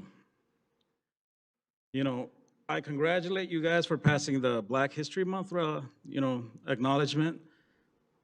Let's look into the Black history just to see the struggles of, you got a whole lot of people here. It feels like whatever they're saying, they're just following on deaf ears. All their pleas, you got impassionate pleas. A lot of us have family members there, have friends there. You just have to be human to just understand that. We being a Detroit suburb, we have not passed a resolution for a ceasefire. The Detroit where Malcolm X came, Detroit Red, Martin Luther King, Dr. King, the whole movement took off here. And we being a Detroit suburb, we have no resolution passed as of yet. Whereas 70 cities throughout the US, small and big, obviously Chicago, you got Seattle, San Francisco, Minneapolis, even though their mayor went against it, the council members vetoed the mayor. And there was actually a small city in California that's 99% Latino. They voted for it, and they did that back in November when it wasn't even popular. So I implore everybody in here, you got everybody coming here, and some of you weren't even looking at them. I mean, I was sitting in the back kind of observing, I don't know what you guys are doing on Snap or whatever. But that's a form of prejudice. One of my coworkers, it just reminded me of a story. When Trump became president, he was talking about the Muslim ban. she'd be like, hey, Amir, don't be a snowflake. You know, have some thick skin. Nothing will happen. She didn't understand my concerns. You know, one day she took a vacation with her family. She went to the Caribbean. I won't say, you know, which exact country she went there. When she came back, I was like, hey, how's your vacation? You know, she's a Caucasian woman, blonde hair. And she said, I hate that place. I'm never going back. I was like, well, what happened? You were looking forward to this trip your whole life, or at least a year. She's like, well, they were very prejudiced to me. I went to the restaurants, they didn't acknowledge me. You know, wherever I went, I had to, you know, let them know, hey, I'm here, I'm here. They didn't care for me, but they were nice to everybody else. I was like, hey, lady, welcome to my world. And that's how everybody over here is feeling right now, kind of from the vibes that we're getting from up here. That's what's fanning you right now. So I implore you again, this is, for as much for Gaza, it's for the local people here. This is our sentiments. You guys are saying you guys don't matter, you're second-class citizens. If there's a bunch of Ukrainian, maybe if I was a few shades lighter, maybe I would look a little better to you. Okay. That's what I'm getting over here, okay? One speaker. So go ahead and pass that resolution. Thank you. Thank you, sir. We will be quiet in the council chamber, please. Good evening. So Hajira Arif, followed by Kaja Habib. Good evening, council members. Evening. My name is Hajra Arif, and I have been a resident of Farmington Hills for the last 7 years. This is baby Hamza. He's been a resident of Farmington Hills for the last 7 months, which is all he's been alive for. He might be the youngest one that's come in front of you today or ever, but I'm gonna keep it short tonight because it's way past his bedtime. As I held Hamza today while he napped, I watched a video on my phone, videos that I've unfortunately become all too used to seeing. It was a video of a mother also holding her baby in Gaza, but her baby was not alive. Her baby was one of the 67 people that were massacred yesterday in Rafah by Israel while Americans watched the Super Bowl. Rafah is a place where 1.4 million displaced people are seeking shelter as they were told they would be safe there from the bombing. In this video, the heartbroken mother sobs and shakes, which is a response of her sympathetic nervous system. And she asks, what did her son do to deserve this? This is not one isolated story, but the story of 35,000 people, amongst whom, as we heard, are 12,000 children, which I was shocked to hear is the amount of children in Farmington Hills that have been murdered in the last 4 months. They all had families and loved ones who are mourning their loss. They all deserve to live safely and at peace in their own home. When you are all deliberating tonight, or whenever you think about it, about calling for a ceasefire, I ask you not just to think objectively with your mind, but I ask you to think with your hearts and with the love that you hold for your own children. And I ask you to keep that broken-hearted mother in mind. Thank you. Thank you.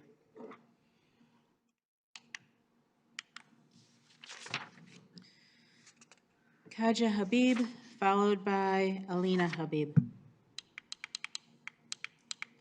Good evening. Hello. Hi, my name is Hadija, and I'm in first grade, and I'm 7 years old. And I just want you to say, please save the children in Gaza. Please save the children in Gaza, and please and thank you. Thank you.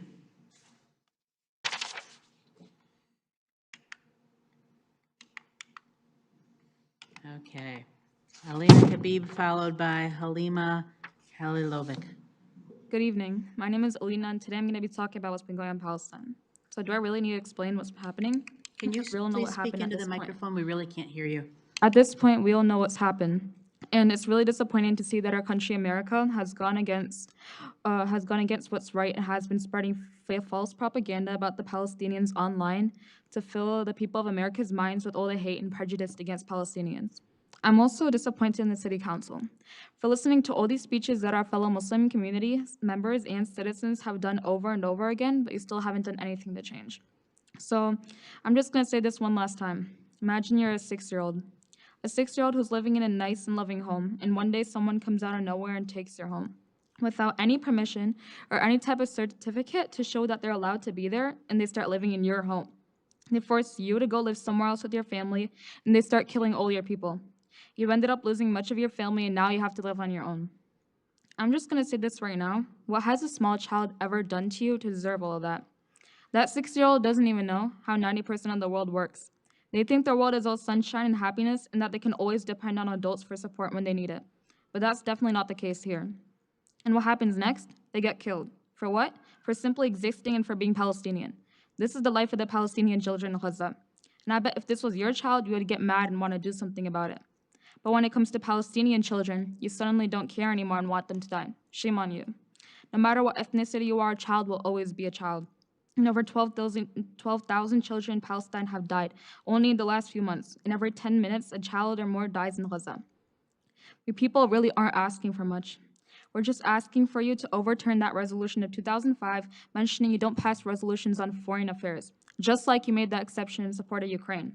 And to listen to us Farmington Hills residents and issue a statement for a ceasefire to the government and do what's right to preserve innocent human lives.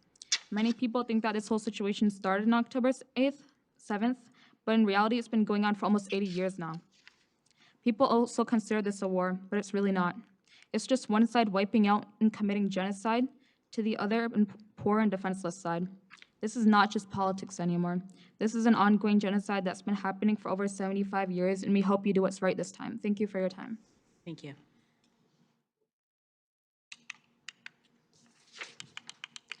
Halima Halilovic, followed by Muhammad Halilovic. Good evening, City Council members. My name is Halima Halilovic, and as a high school student and a concerned member of this community, I come before you today with a plea for action in the face of a pressing humanitarian crisis. For too long, the conflict in Gaza has raged on, claiming innocent lives and causing unimaginable suffering. It is imperative that we, as a city, take a stand for peace and justice by calling for a ceasefire resolution. First and foremost, I want to emphasize that a peace proclamation for no hate is not enough. While the proclamation may serve as a baseline, it is not enough to address the severity of the situation. What we need is a concrete ceasefire resolution, a formal commitment to ending the violence and protecting the lives of innocent civilians. It is disheartening to note that the issue of a ceasefire has not been given the attention it deserves by this council. Despite the urgency of the matter, it has not been placed on the agenda for discussion. How can we stand idly by while innocent civilians are being lost and families torn apart? Over 100,000 people have been reported missing, injured, or have faced calamities during this conflict, almost half of whom are children, young children, innocent lives who have been caught in this crossfire. As a city, we cannot turn a blind eye to their suffering. We have a moral obligation to take action and advocate for their protection. What is the City Council doing for me, for us? We, as citizens of the city, voted our City Council members, putting our trust in them to represent our values and prioritize our well-beings. Yet they have failed to even consider putting a ceasefire resolution on the agenda. This is not a representation of our collective voice. I implore you to listen to the voices of your constituents and take immediate action to address this crisis. We cannot afford to remain silent in the face of injustice. Let us be on the right side of history by standing up for peace, justice, and protection of innocent lives. Thank you. Thank you.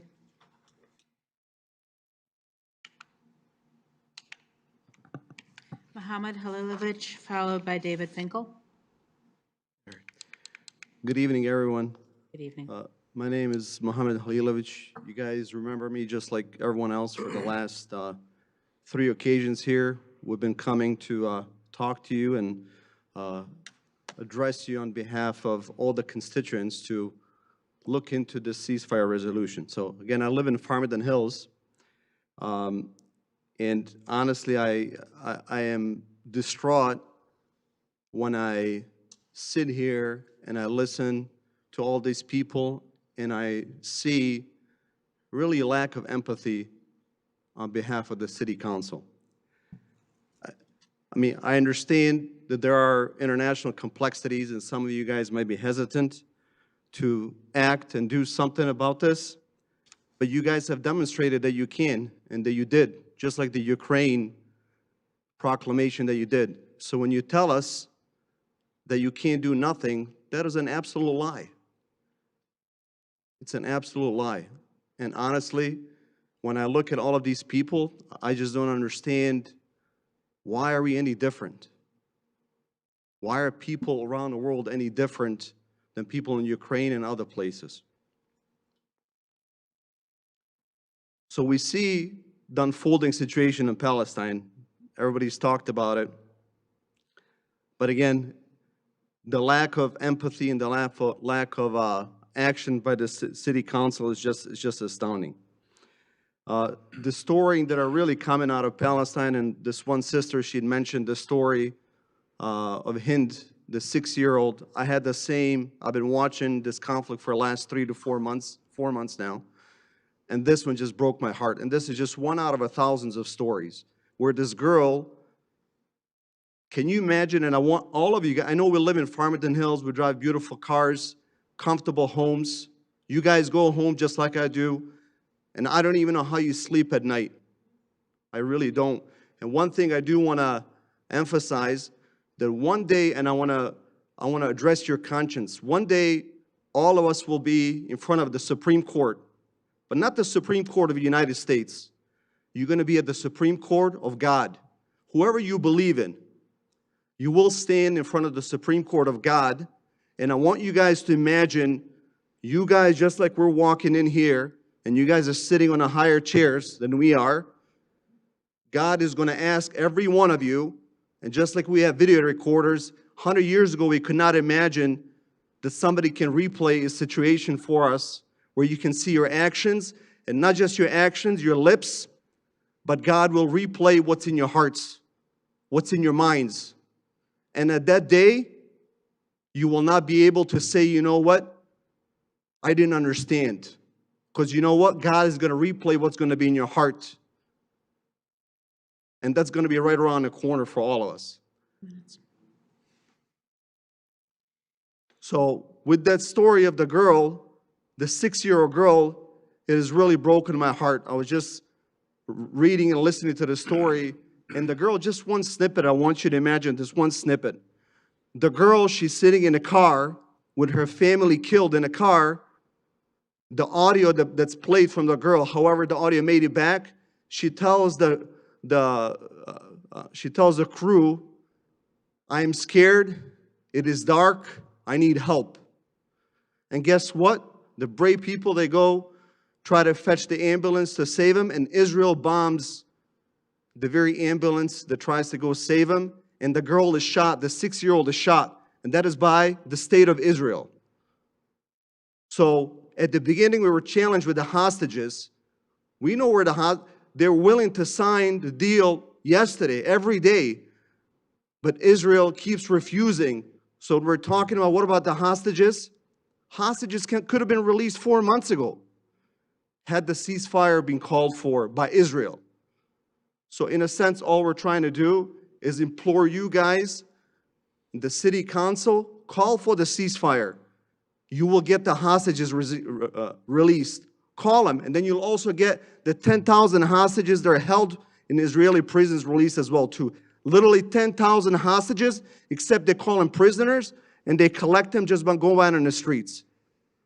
So I really want you to think about the Supreme Court case, because that's awaiting each one of you guys. Thank you. Thank you. David Finkel, followed by Pam Gerald. Good evening. My name is David Finkel. I'm with Jewish Voice for Peace. I want to say a few words about why what happens here actually does matter. It really does. Now, there are no words to describe what's going on in Gaza, and for that matter, in the West Bank either. Even all the words that have been spoken here tonight don't really grasp it. But the world is now recoiling in horror at the spectacle of what is happening and what is about to happen in Rafah. Every international human rights organization, the World Health Organization, all of the medical relief organizations, and now major governments, the United Kingdom, the Netherlands, Belgium, governments all over the world are now recoiling in horror at what they're actually seeing. A little bit late they came to it, but the truth of the matter is this. With all the international horror and outcry, the only force on earth that has the power to make Israel stop is the United States government. That is the truth. And the only way that the United States government moves is because of the grassroots movement that is going all over the place in this country. You've heard something about it. It's mushrooming all over. Cities all over the country, unions all over the country, student groups. That is the only force, given the political realities, that can create irresistible pressure on the United States to make Israel stop. Now, what would a ceasefire accomplish? Will a ceasefire solve the fundamental problems? No, it won't. Those problems will not be solved here. But this war is not solving any of those problems. This war is making everything worse. And the United States is fully complicit and fully a partner in it. This is the problem. This is why what matters here and the pressure from below makes a great deal of difference. What will a ceasefire do? It will get the hostages out. It will prevent tens of thousands of more deaths, maybe 100,000 more deaths. And it will enable discussions to begin that will begin to tackle some of the fundamental problems, which, as I say, will not be solved here, and that's a much longer discussion than we would have time for even if we stayed here all night. So what happens here makes a difference. Your action makes a difference, and I have to say, so does your inaction make a difference. Now, I understand, because I've seen, this is actually my first time here, but it's interesting to see the council, the kind of issues you deal with on a daily and weekly basis. You know, the redevelopment and, you know, the details and, you know, all of that stuff that's very important. But I want you to think about 2 million people now, and I'm just talking about Gaza, not even talking about the West Bank, who have no grocery stores, who no longer have apartments or housing of any kind, who no longer have ambulance services or schools because all those things have been targeted and blasted by Israeli artillery, deliberately targeted. So you have to think about that when you're dealing with the local issues that are very important to this community. You also have to think about the people who have none of those things. Because if this continues, and if the war, God forbid, I say God forbid as an atheist, but God forbid, if this war expands to a full regional explosion, it will affect us. It will affect us in ways that we don't even want to think about. So what you do now makes a difference if you'll do it. Thank you. Pam Gerald, followed by Aziz Smeedy.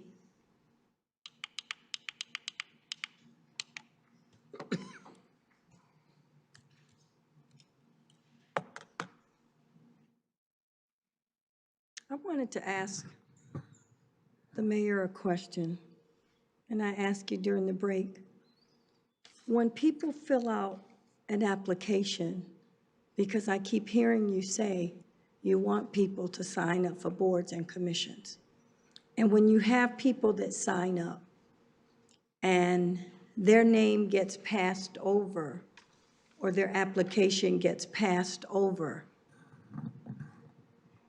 under what auspices do you select the people?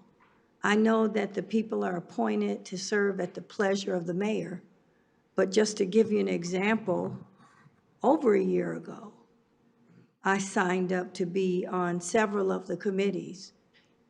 And I was told that there was not an appointment that was going to be made to two of them. Right after the election, somebody got appointed to the committee. I don't even know if he put in an application or if his application had been on file for as long as my application had been on file. So I'm just hoping that as we move forward in this city, that we do not reward people when they run for office and they don't win with an appointment to a committee as a stepping stone to getting elected for city council or whatever they run for. When we say we want people to serve, what does that mean? Are we looking for people that have the time to serve? Or are we looking for people that are members of so many committees that it just looks good on a resume, political resume? I'm not sure. I thought I knew, but I guess I don't.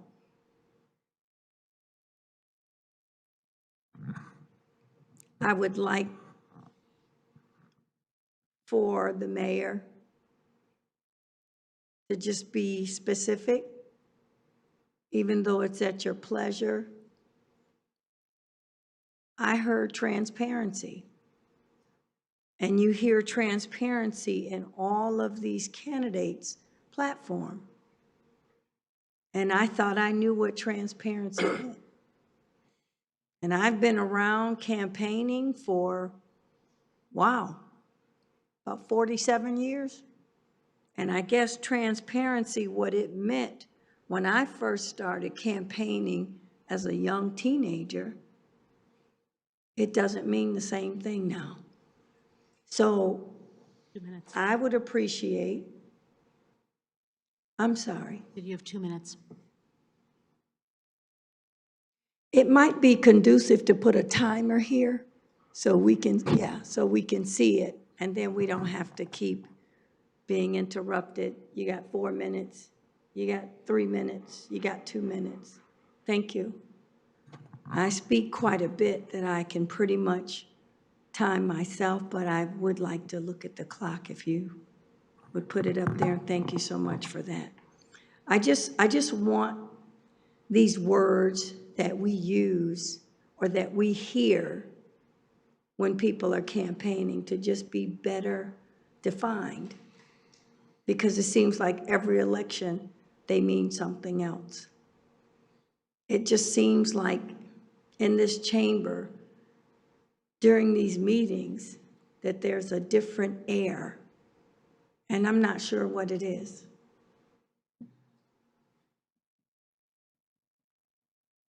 And I want to say that nothing good comes from violence. Nothing good comes from violence. And I'm going to yield my 37 minutes back to my 37 seconds, not minutes. Okay. Aziz Smedi, followed by Polly Bashroush. Good evening, respected mayor and council members. I cannot help but to feel puzzled and dismissed by your inaction in regards to our repeated request of a proclamation to support a ceasefire. Your silence and inaction indicates that you are taking a side inadvertently. What we are asking you to do is to advocate to protect civilians and call for a ceasefire. It's very simple. Civilians are civilians like us in this room tonight. Would it be acceptable if a military jet strikes us with a rocket? Thank you. Thank you. Holly Bashrush, followed by Thomas Hull. Good evening. Good evening. I know it's a late night for you all. We moved to this, I'm Dr. Polly Myers-Bashrush. We moved to this community over 30 years ago because we wanted the diversity. I worked in education for over 45 years, most of it in this district. I had the honor of being the first coordinator of our International Baccalaureate program, which promotes responsibility, ethics, caring, open-mindedness. Nuha, one of the students that spoke, my former student spoke earlier, couldn't be more proud. We should be listening to our young people. They are our future. They are a heck of a lot smarter and wiser than we are. You have a responsibility to this community. We are a very, very wonderfully diverse community. Shoot, sorry. Don't be afraid. Don't let politics, power, money impact what you're doing. We are setting an example for our children, and we need to make it a good one. So step up to the plate, please, and pass this resolution. Thank you. Thomas Hull, and I have no other cards after that, so if you would still like to speak, please line up behind Mr. Hull. Good evening, everyone. Good evening. I don't see what's holding up anybody of passing this resolution. Everybody want peace, and just like every group that came to this country, all the way back since the Columbus and before, they are very concerned, or they came over because either they were fleeing from something or pursuing a better life, and they requested some type of resolution or some type of solidarity to stop what was happening over in their home country that happens to be where a lot of their relatives, cousins, brothers, sisters, friends, and everyone that's there, every single group that came to this country. And what I see here is just like with anybody else, that they're very concerned about what's happening, and by passing a resolution, and we know that, at the local level, you're not going to stop the war, okay, what's happening right now. But however, for a safety issue, for a know that they're being heard. I remember days in which that, my grandparents was asking just for a civil rights, for people just to be civil to them. I'm like, civil? I say, yeah, what do you mean by civil? Just not get killed while you're walking down the street at night. Sundown states. And for me to actually think about those days that my grandparents and great-grandparents had to endure after, I just, you had to actually have a piece of paper just to say, hey, we want to really just, we stand on your side of stopping the killings. The murders that's happening is just crazy. I'm not following like I need to, but the snippets that I have,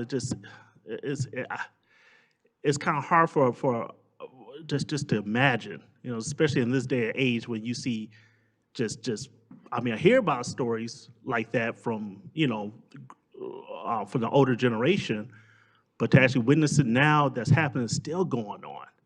So as just for safety reasons and for people not to be constantly harassed, children to be safe, to not be in danger in schools or just walking down the street, have something to say, hey, we love you, we appreciate you, we see you. And that's all that anybody's asked. Thank you. Thank you. Before you go to bed tonight, I just wanted to refresh. All right, one moment, please, because I don't have a card. I don't know your name, so if you could please state your name first. My name is Samaya Mustafa. I'm a resident of Farmington Hills for a Thank you. little over 3 years now. And I just wanted to refresh the current mayor's memory of, it was Saturday, June 17, 2023. You came to our picnic at the annual picnic at the Tawheed that put on, and you asked us, you sat amongst us and said, what are your needs? And I responded to you explicitly. I said, well, thankfully, fortunately, we don't have any needs now. But in the future, if we will, and you sounded sincere at the time, and fast forward a couple of months back, or a month back, we filled the room, we're telling you what our concerns are.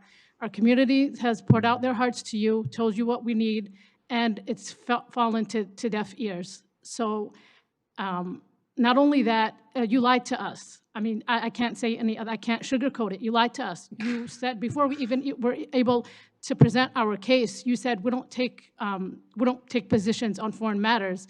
Come to find out, fast forward later on, that in fact you do. So I don't know what it is. I don't know. I don't have anything to add, but I just wanted to refresh your memory of that incident before you go to sleep at nighttime. Think about that, and that's all I have to say. Thank you. Thank you. Good evening. Good evening. My name is Dolly Klein, and I live on Adams Street in Farmington, Michigan. And this is my second time speaking.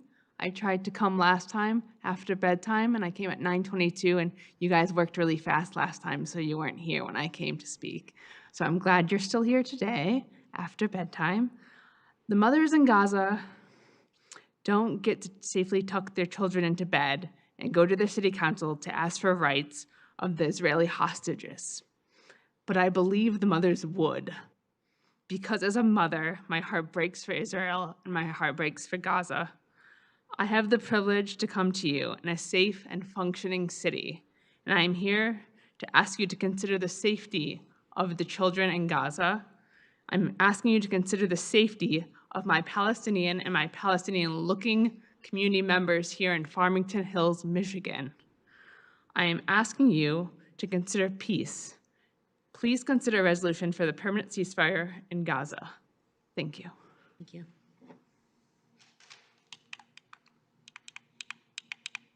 Good evening. Hi, Jenna. Good evening, everyone. Hi, how are you? As I stand here a third time.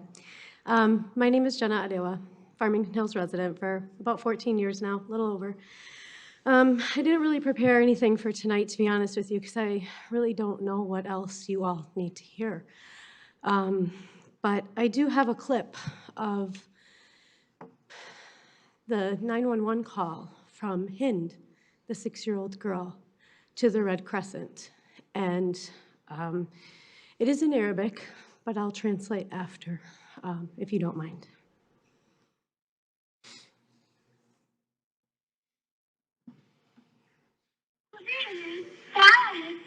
أجي أخذك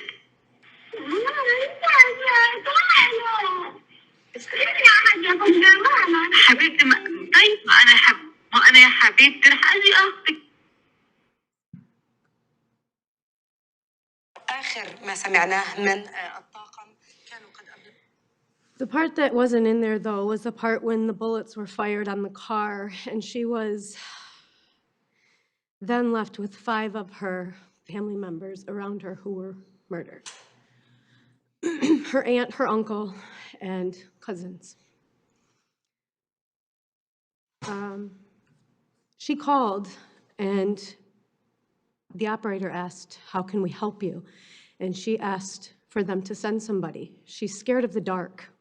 She has spent 4 months in the dark with no electricity for 4 months. She peed herself because she was so scared. And she was amongst her family members, leaving for safety. For safety. And she was murdered. She was 6 years old, stuck in a car with her dead family members to find out that 12 days she was killed. And the 2 ambulance members that were sent to rescue her were murdered as well. I don't know what else you all need to hear. I don't know. But I can tell you this, that Lansing also just passed a resolution for a ceasefire today, and I urge you all to stand up straight with a backbone of courage and do what you know is right. Because we will be here until an actual ceasefire is called. I don't know what else to say. Thank you. Thank you.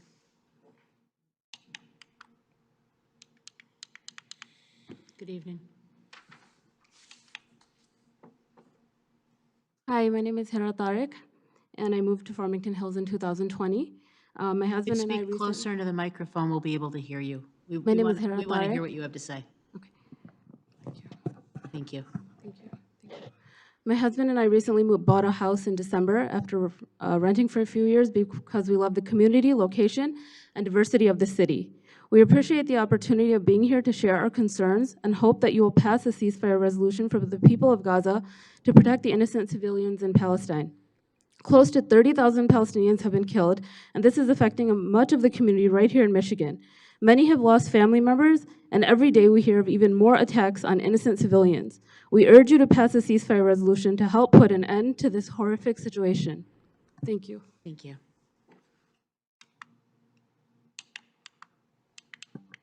Good evening. Good evening. How are you all doing today? My name is Kareem Kandil. I'm a freshman at Oakland University. I like the summer, and I like cheeseburgers, and that's all you got to know about me. But I'm here to tell the story of somebody else. To start with, I would like to flex my baby cousin. She is the cutest thing ever. She's 2 years old. She likes to grab my hair, and she cannot say her R's, so she calls me Kaweem. I think she's adorable. Let me give you another story. There are people in Palestine with children who are dying. One story in particular was a close friend of mine, actually. He was tutoring a girl who was 6 years old, giving her Quran lessons.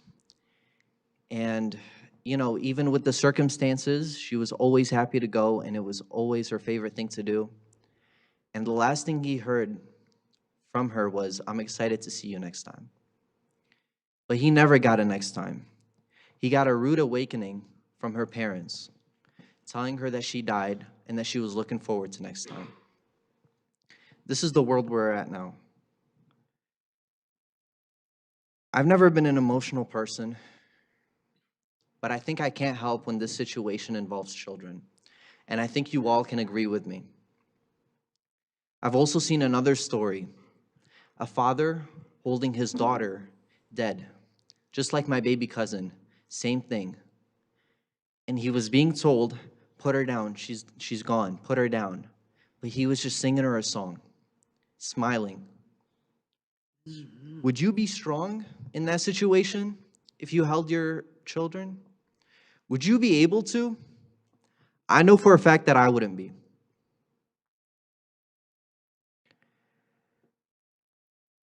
When I was a child, I didn't know a lot.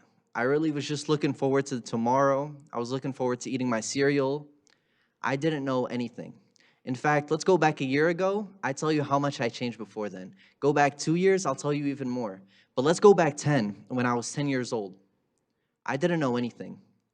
I just knew how to play basketball, and I just knew how to socialize with people, but those are things that they never get. I wonder what their dreams were.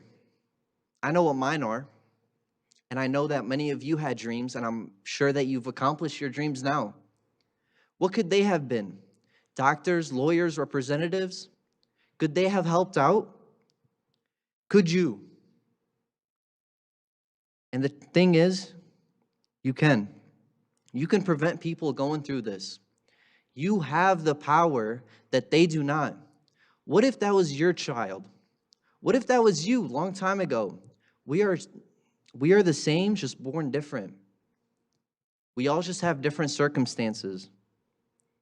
But at the end of the day, it doesn't matter what your race is. It doesn't matter what your religion is. We're all human, and we all feel emotion. We all cry in our favorite movies, and we all laugh when we hear the funny joke. Nothing differentiates us. And in fact, when children, our future generation, are hurt, so are we, collectively. And that's what it means to be human. So please, I urge you, think about this. Because this doesn't only involve you, it involves the people ahead of you, it involves the generations in front of you, and the world that you're going to leave behind, the history that you're going to embark. And it all starts here. Please, vote on a ceasefire. Thank you. Good evening. Hi, good evening, City Council members, Madam Mayor. Thanks for being here so late tonight. My name is Asif Alavi. I am a resident of Farmington Hills. I wanted to tell you a little bit about myself, and I'll explain why a little bit later, but I was born in New Orleans, grew up in California, came to Michigan about 2 decades ago for med school at the University of Michigan. I went back to California after that and then decided to return. I decided to return here. I think it's been 9 years now.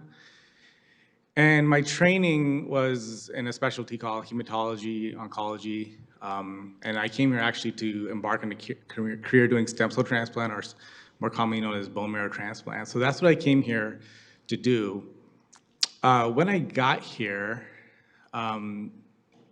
there was a population of individuals who I felt were drastically underserved. And these were individuals who were living with sickle cell disease. And I found that, we were giving transplants for people with leukemia, lymphomas, various conditions. And another condition which was just as serious and fatal was largely ignored. And so I started to open up my avenues of clinical and research interests into this area. And as I started to get to know the individuals with sickle cell disease and get to know their stories and get to see how horribly they've been treated by the health system and how care has been, eventually I kind of changed my whole career path. And essentially I've dedicated the last several years of my professional life to trying to establish better care for adults with sickle cell disease in the state. Why am I saying any of this? Because I've realized a couple things along the way. Number one is that racism is very, very real and very, very prevalent in all our institutions, and we don't even realize it. It's very, very prevalent in the healthcare system. These individuals have a life that's essentially peppered with painful episodes, pain you couldn't even imagine. Develop chronic end organ disease, and the average lifespan is 48 years. But rather than getting compassion from a healthcare system, they're actually treated with contempt. The other thing, and it's real, it's very much real. The other thing I realized is that, as I get to know these people, I'm very, very different from them. I don't know if I ever knew someone who had sickle cell disease growing up. We have different backgrounds, different upbringings. But as I got to know them, I realized that I was in a unique position to be able to help them out. And so I did what I thought was right to do. You all are in that position now. It may not seem like it's a lot, and that you can do a lot, but as so many people have mentioned, every little, this is the impact you guys can have. In the last couple of minutes, I just want to read this off to you. This is the resolution that's been drafted, and I think all of you received this multiple times in emails. I'll try to read it off in the next minute. It says, whereas Farmington Hills stands by its promise to keep its community vibrant, safe, and diverse by condemning violence against civilians, regardless of their background, faith, or ethnicity. Whereas the ongoing conflict in Palestine has led to significant loss of life and suffering, affecting the global community, including members of our community. And whereas the rise of hate speech, including Islamophobia, anti-Palestinian, and anti-Semitism in discourse surrounding the conflict is contrary to the values of the Farmington Hills community, resolved, the Farmington Hills City Council expressed its unwavering support for all Arab, Israeli, Palestinian, Jewish, Muslim, and all other members of the community who are impacted, each of whom has the right to live, work, worship, gather, advocate, mourn, and celebrate free from intimidation, harassment, doxing, and fear of violence. Resolved, the Farmington Hills City Council calls for immediate permanent bilateral ceasefire, release of all Israeli and Palestinian hostages and prisoners. I repeat, release of all Israeli and Palestinian hostages and prisoners, and support for unrestricted humanitarian aid at the United Nations recommended levels for the Palestinian people. So I hope that you'll be able to recognize any implicit biases that might be present and vote for the ceasefire. Thank you. Thank you. Good evening. Good evening. My name is Anwar Al-Kurna. I'm 28 years old, and I grew up in Farmington Hills, my hometown, and I graduated from North Farmington High School, and a lot of my former classmates, and a lot of, I think, kids that grow up here, once they get out of high school, the routine for a lot of them is move away to college, move across the country, big cities, and a lot of those people that leave, they still have ties and they still want to know the news. They still want to know, what's going on in Farmington Hills because it's their hometown and they have a connection here, a strong connection. And I think if you pass a ceasefire, it'll give them a big reason to be proud and tell other people in other cities across the country, I'm from Farmington Hills, and be proud of it and let them know that they did this, right? And they'll want to come back and they'll tell other people in other cities. And I know a lot of them still ask me all the time, like, what's going on in Farmington Hills? Are they talking about this? Are they going to do it? So that's it. Thank you. Thank you. Good evening. My name is Asim Khan. Been a resident of Farmington Hills for almost 30 years. I'm here to provide you with a way out of all this. I know a lot of my community look up to me. They pushed me to this spot to be the point person for this negotiation with the council. I want to go back and recall the chronology of event that happened starting in November when I first approached Teresa, our mayor here, told her about the group planning to come and ask for a resolution on ceasefire. And the first response was, I cannot put it on the agenda because I don't have 4 votes. That was her, if you recall correctly. The 2005 policy was never mentioned. You guys probably forgot about it. Nobody talked about it till January, right? And then at the end of the year, everyone was trying to go out on their break. The mayor said, well, let's hope the actual ceasefire happens by the end of the year, and we may not even have to do anything. Come January, we resumed our discussion, and then the 2005 policy was started getting waved at us. And then one of our colleagues here digged up and found the Ukraine proclamation. And that showed the hypocrisy that we not just see here, we see it everywhere in the US. Okay. And then we started planning to come. We missed the first meeting in January, we came to the second meeting. And that's when we saw the hall full. And believe me, there are 2,500 people in my community who can line up here and come here every meeting for the next 6 months. And we'll be here till midnight every meeting. And I don't want to do that, but you know what? That's going to help me when I run for my election next time. I can probably have 3 more people run for council, and I may run for the mayor. Okay. But that's not the point here. You all are people of conscience. John, you are a man of faith, as far as I know. I implore you to look into this.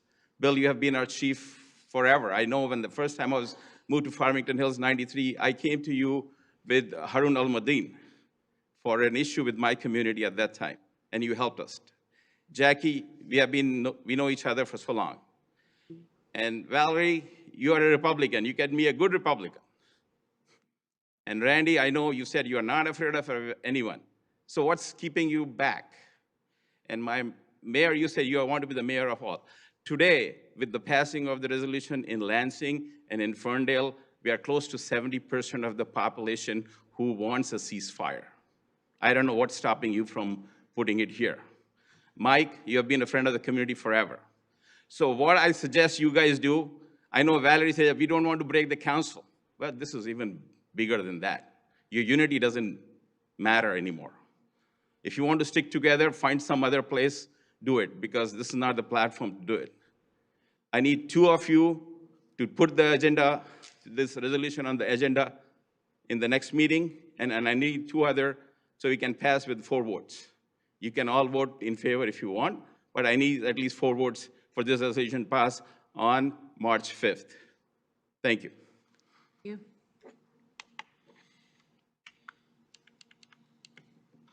Good evening. Good evening. I know it's been a long night. Peace be upon you all. I'm actually going to read the resolution that we first presented to you. Could you give your name, please? Oh, I'm sorry. My name is Rahaf Khatib. I've been a resident for 16 years now of Farmington Hills. So I'm going to read the resolution that Brother Awesome just alluded to. And this is the resolution that we presented to you guys way back in mid-December. Farmington Hills residents call for peace. Whereas Farmington Hills stands by its promise to keep its community vibrant, safe, diverse by condemning violence against civilians regardless of their background, faith, or ethnicity. Whereas the ongoing conflict in Palestine has led to significant loss of life and suffering affecting the global community, including members of our community, and whereas the rise of hate speech, including Islamophobia, anti-Palestinian, anti-Semitism, and discourse surrounding the conflict is contrary to the values of the Farmington Hills community. Resolved, the Farmington Hills City Council expresses its unwavering support for all Arab, Israeli, Palestinian, Jewish, Muslim, and all other members of the community who are impacted, each of whom has a right to live, work, worship, gather, advocate, mourn, and celebrate, free from intimidation, harassment, doxing, and fear of violence. Resolved, the Farmington Hills City Council calls for an immediate, permanent, bilateral ceasefire, release of all Israeli and Palestinian hostages and prisoners, and support for unrestricted humanitarian aid at the United Nations recommended levels for the Palestinian people. This is the resolution that we presented to you guys in mid-December. Following that, you ignored it, and then you gave us a proclamation last week we did not ask for. You did not allude to anything in there that we had asked for. You ignored us, basically. We then emailed the city clerk, got no response from her about adding this to the agenda today and adding a resolution, including it also in the study session. Again, we were ignored by the city clerk. We sent an email to the attorney, Mr. Steve. Again, we were ignored by you. I don't know how much more we need to beg and plead with you. Why does peace need a prerequisite? We are calling on all hostages to go home to their families, including all prisoners. War cannot justify more wars. We are calling on peace for everybody. That's it. Thank you so much. Thank you. Good evening. Hi, everybody. Irfan Shatari, Farmington Hills. Everyone knows me. This is my 3rd time. Spoken to many of you individually. I didn't think I was going to make it today, actually, but kindly you guys moved the 4 items up in the agenda and let me make it. So thank you all for doing that. There's been a lot of stuff said, and I don't usually get up here and talk about the actual crisis. And I think that's, everyone does it so eloquently.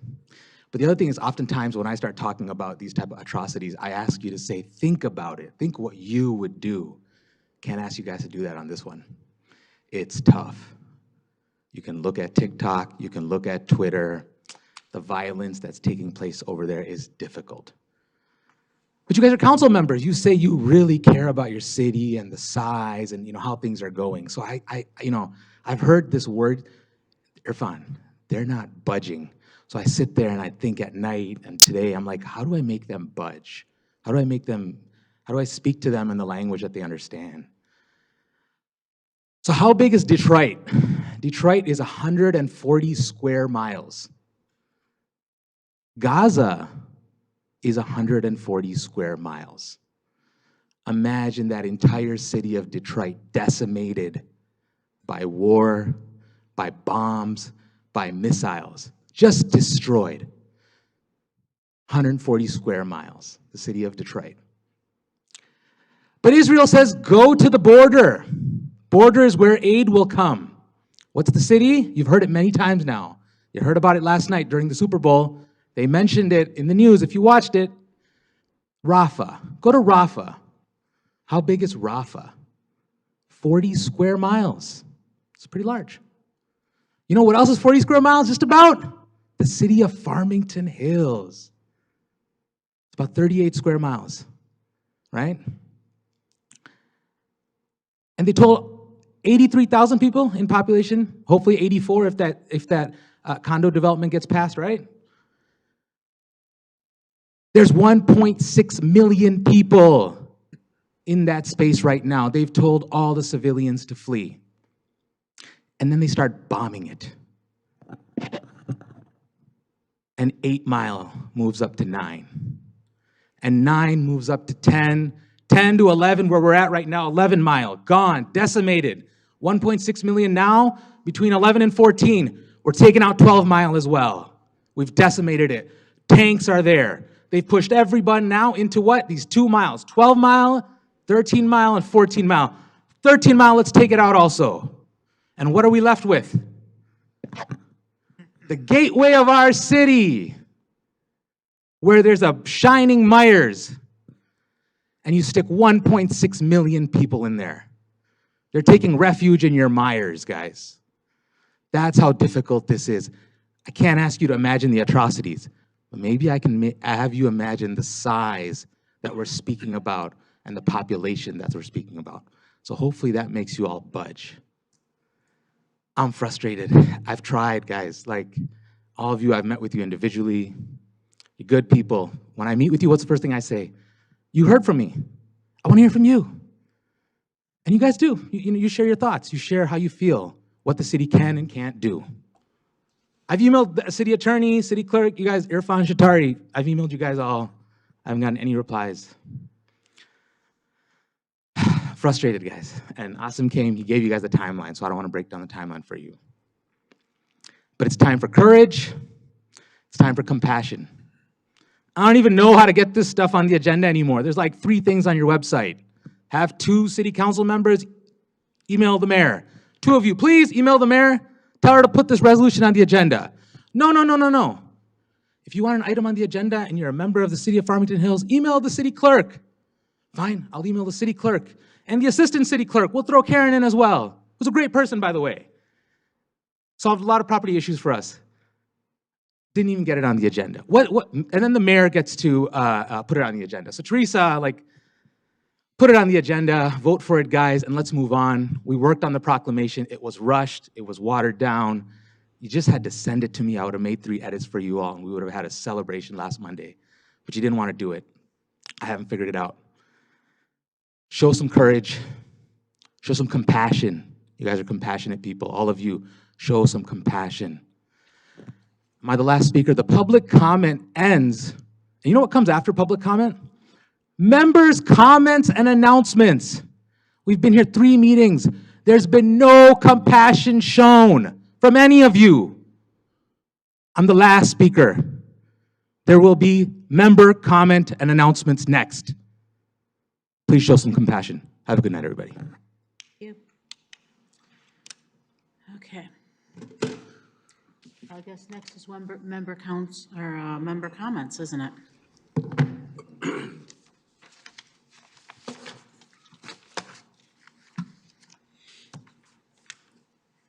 Mr. Aldred.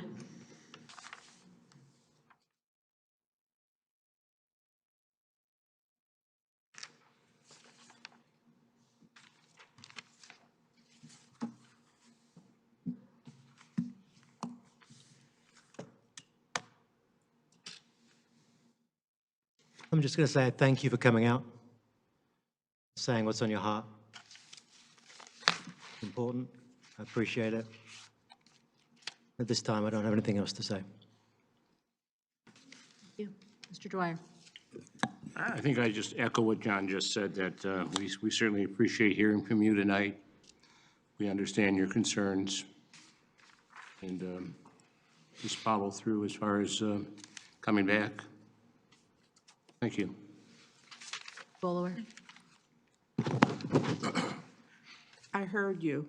I felt what you said in here and also in here. Talk about, I think I have compassion. I'm probably one of the most compassionate persons that you know. As an African-American female sitting in this spot, you know, there's a lot of things in my history that parallels your history. There's fighting that's going on all over the world, included in places like Africa, Nigeria, Samoa. I'm also a part of the indigenous people here in this country. My ancestors were what many consider Native Americans. So I understand when you no longer have the land that you thought that you should have. I think that, you know, you made some very compelling comments. I heard you, and the council has to figure out what our next steps are. Ms. Null. I've heard numerous times over the past 3 meetings that we're not listening. Let me say that every single person up here has shown respect. We have all been quiet up here. We've been looking at the speakers. We have been paying attention and we are hearing you. But hearing is different than necessarily always agreeing. We have 80-some thousand people in this community that we do listen to, but not everyone agrees. I think it's important to understand that hearing and agreeing aren't always the same thing. No one wants this war. Everyone up here has compassion. It's heartbreaking to see anyone, whether they're Israeli or whether they're Palestinian, to see anyone suffer. I think we all agree. But there are some of us up here that truly believe that at the local level, we have a duty to deal with local government issues. That's taking care of the roads. That's running elections. That's police and fire. That's the thing that some of us got made fun of for tonight, for yes, planning and zoning issues, dealing with a potential development at Orchard Lake and 14 Mile, and you know, you can kind of make light of that if you want. It doesn't matter. That is our responsibility. In a PUD, including what kind of bricks they use. Yes, that's what we got elected to do.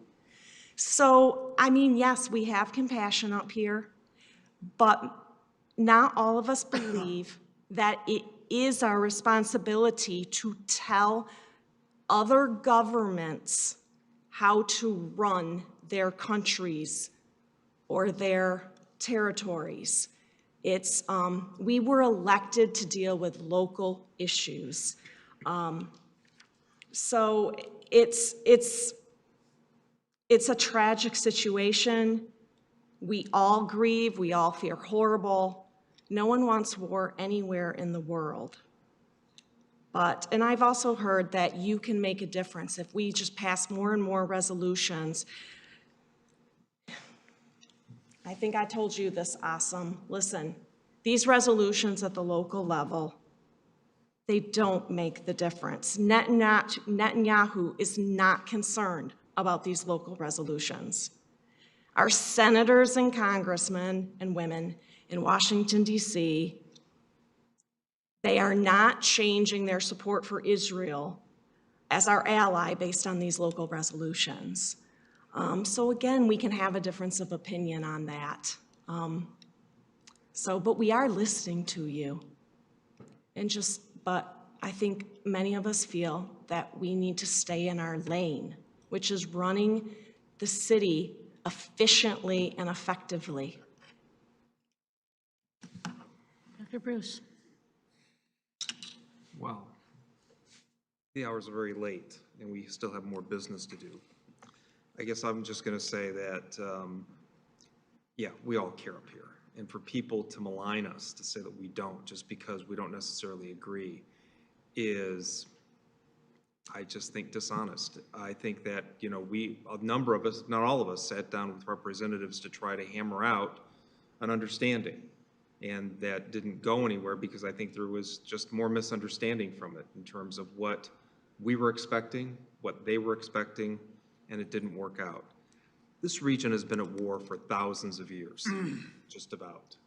It's a powder keg. It's been that way for decade after decade after decade. People, tens and tens of thousands of people have died in this region for nothing. And it's just going to be more death and more death and more death. And our puny little resolution that we pass here won't make a hill of beans to any of it. If any of you think that there's a resolution that we're going to pass and Biden's going to be in the White House and say, oh, wait, stop the presses. Farmington Hills passed a resolution to stop the war in Gaza. That's just completely unrealistic. I mean, I wish we could, because if we could, it would be done. But it's not going to happen because that's not going to work. You know, and I'm going to say it, there was a ceasefire in place on October 7th, and it was broken by Hamas. And, you know, people died in that. And, you know, there's a long history there between Hamas and the PLO and Israel and everything, and it's extremely complicated.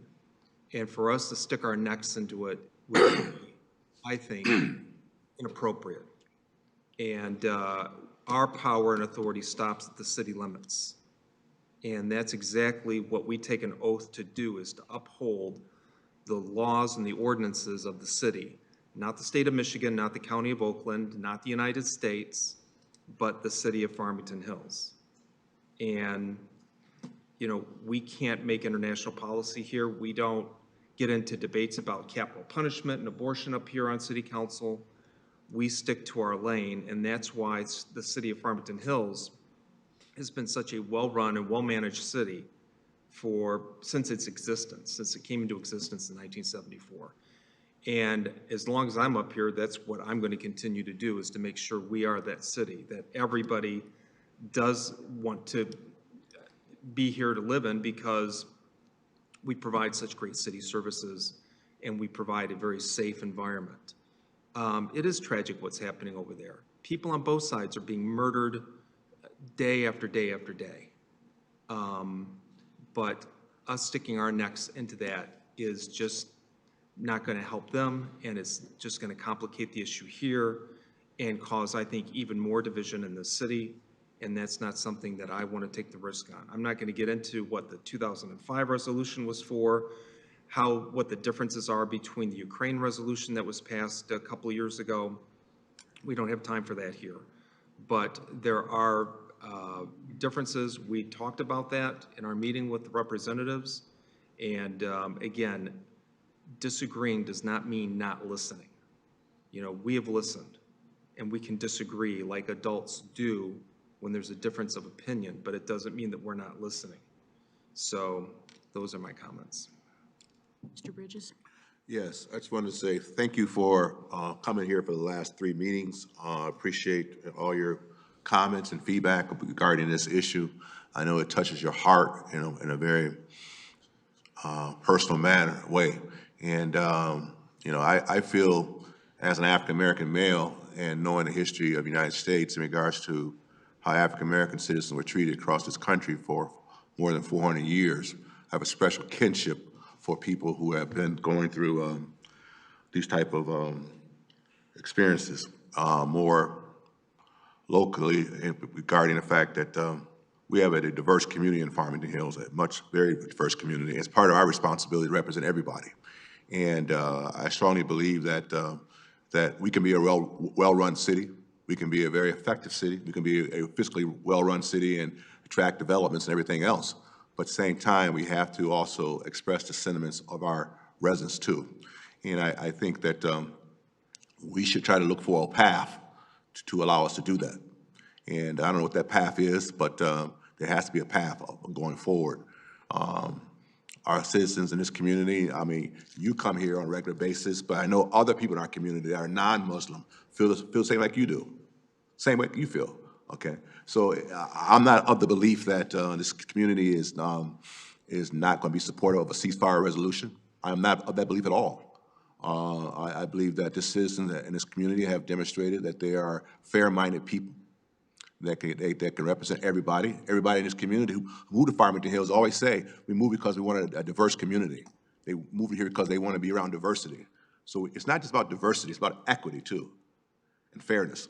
And we have an opportunity on this council to probably, you know, I think we should look very, very closely at sponsoring a proclamation or resolution that can satisfy both sides, and my viewpoint. And in fact, you know, I've heard comments from people for the last 3 meetings and been supportive of the fact that they want to make sure that Israel is protected and lived in security and that it's free from rockets and everything like that. But at the same time, the Palestinians need a homeland too. Two-state solution is real. It has to happen. The United States for several years have not pushed hard for a two-state solution. And I do feel strongly on a two-state solution. I feel for you in regards to your comments. And I'm going to do my best to work with council to try to figure out a way to come up with a solution that is fair to both sides. I appreciate your commitment and your dedication to this issue. And I would continue to urge you to continue to come to council, express your viewpoints about this. I'll do my best to work behind the scenes to try to make sure this happens. But I want you to know that I'm with you regarding the fact that we do need, I do support a ceasefire in that region over there. I really do. I think it's the right thing to do. And the fact that the United States should be doing more to put pressure on Israel in regards to a ceasefire, no question about that, and push for a two-state solution as well. Thank you. Well, so we've heard comments from a whole lot of people for the last several weeks. I truly believe that our attention needs to be focused on the residents of this city and what is in the best interest of the residents of this city. I've heard all of the comments. I understand that people are in pain. People are in pain for this, people are in pain for other issues as well. I think if we look at what is the best thing for the city is to look at what can we as a city do to alleviate the pain of our residents. I do not at this time believe that a call for us to be engaging in international political matters is in the best interest of the city. And at the same time, I continue to meet with people. I just met with people on Friday. I continue to listen. We all continued to listen all evening. We're hearing from a lot of people, and it's not even really how the wind's blowing, because if I'm a one-term mayor, I'm a one-term mayor. And for those who are disappointed they voted for me, I'm sorry.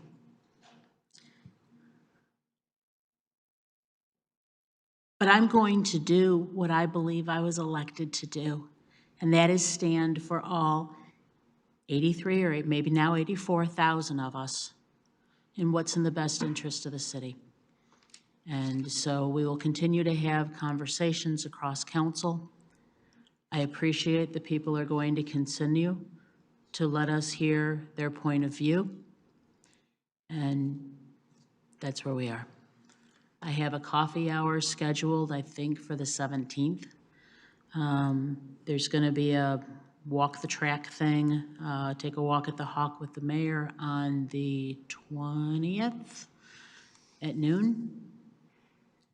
We can continue talking.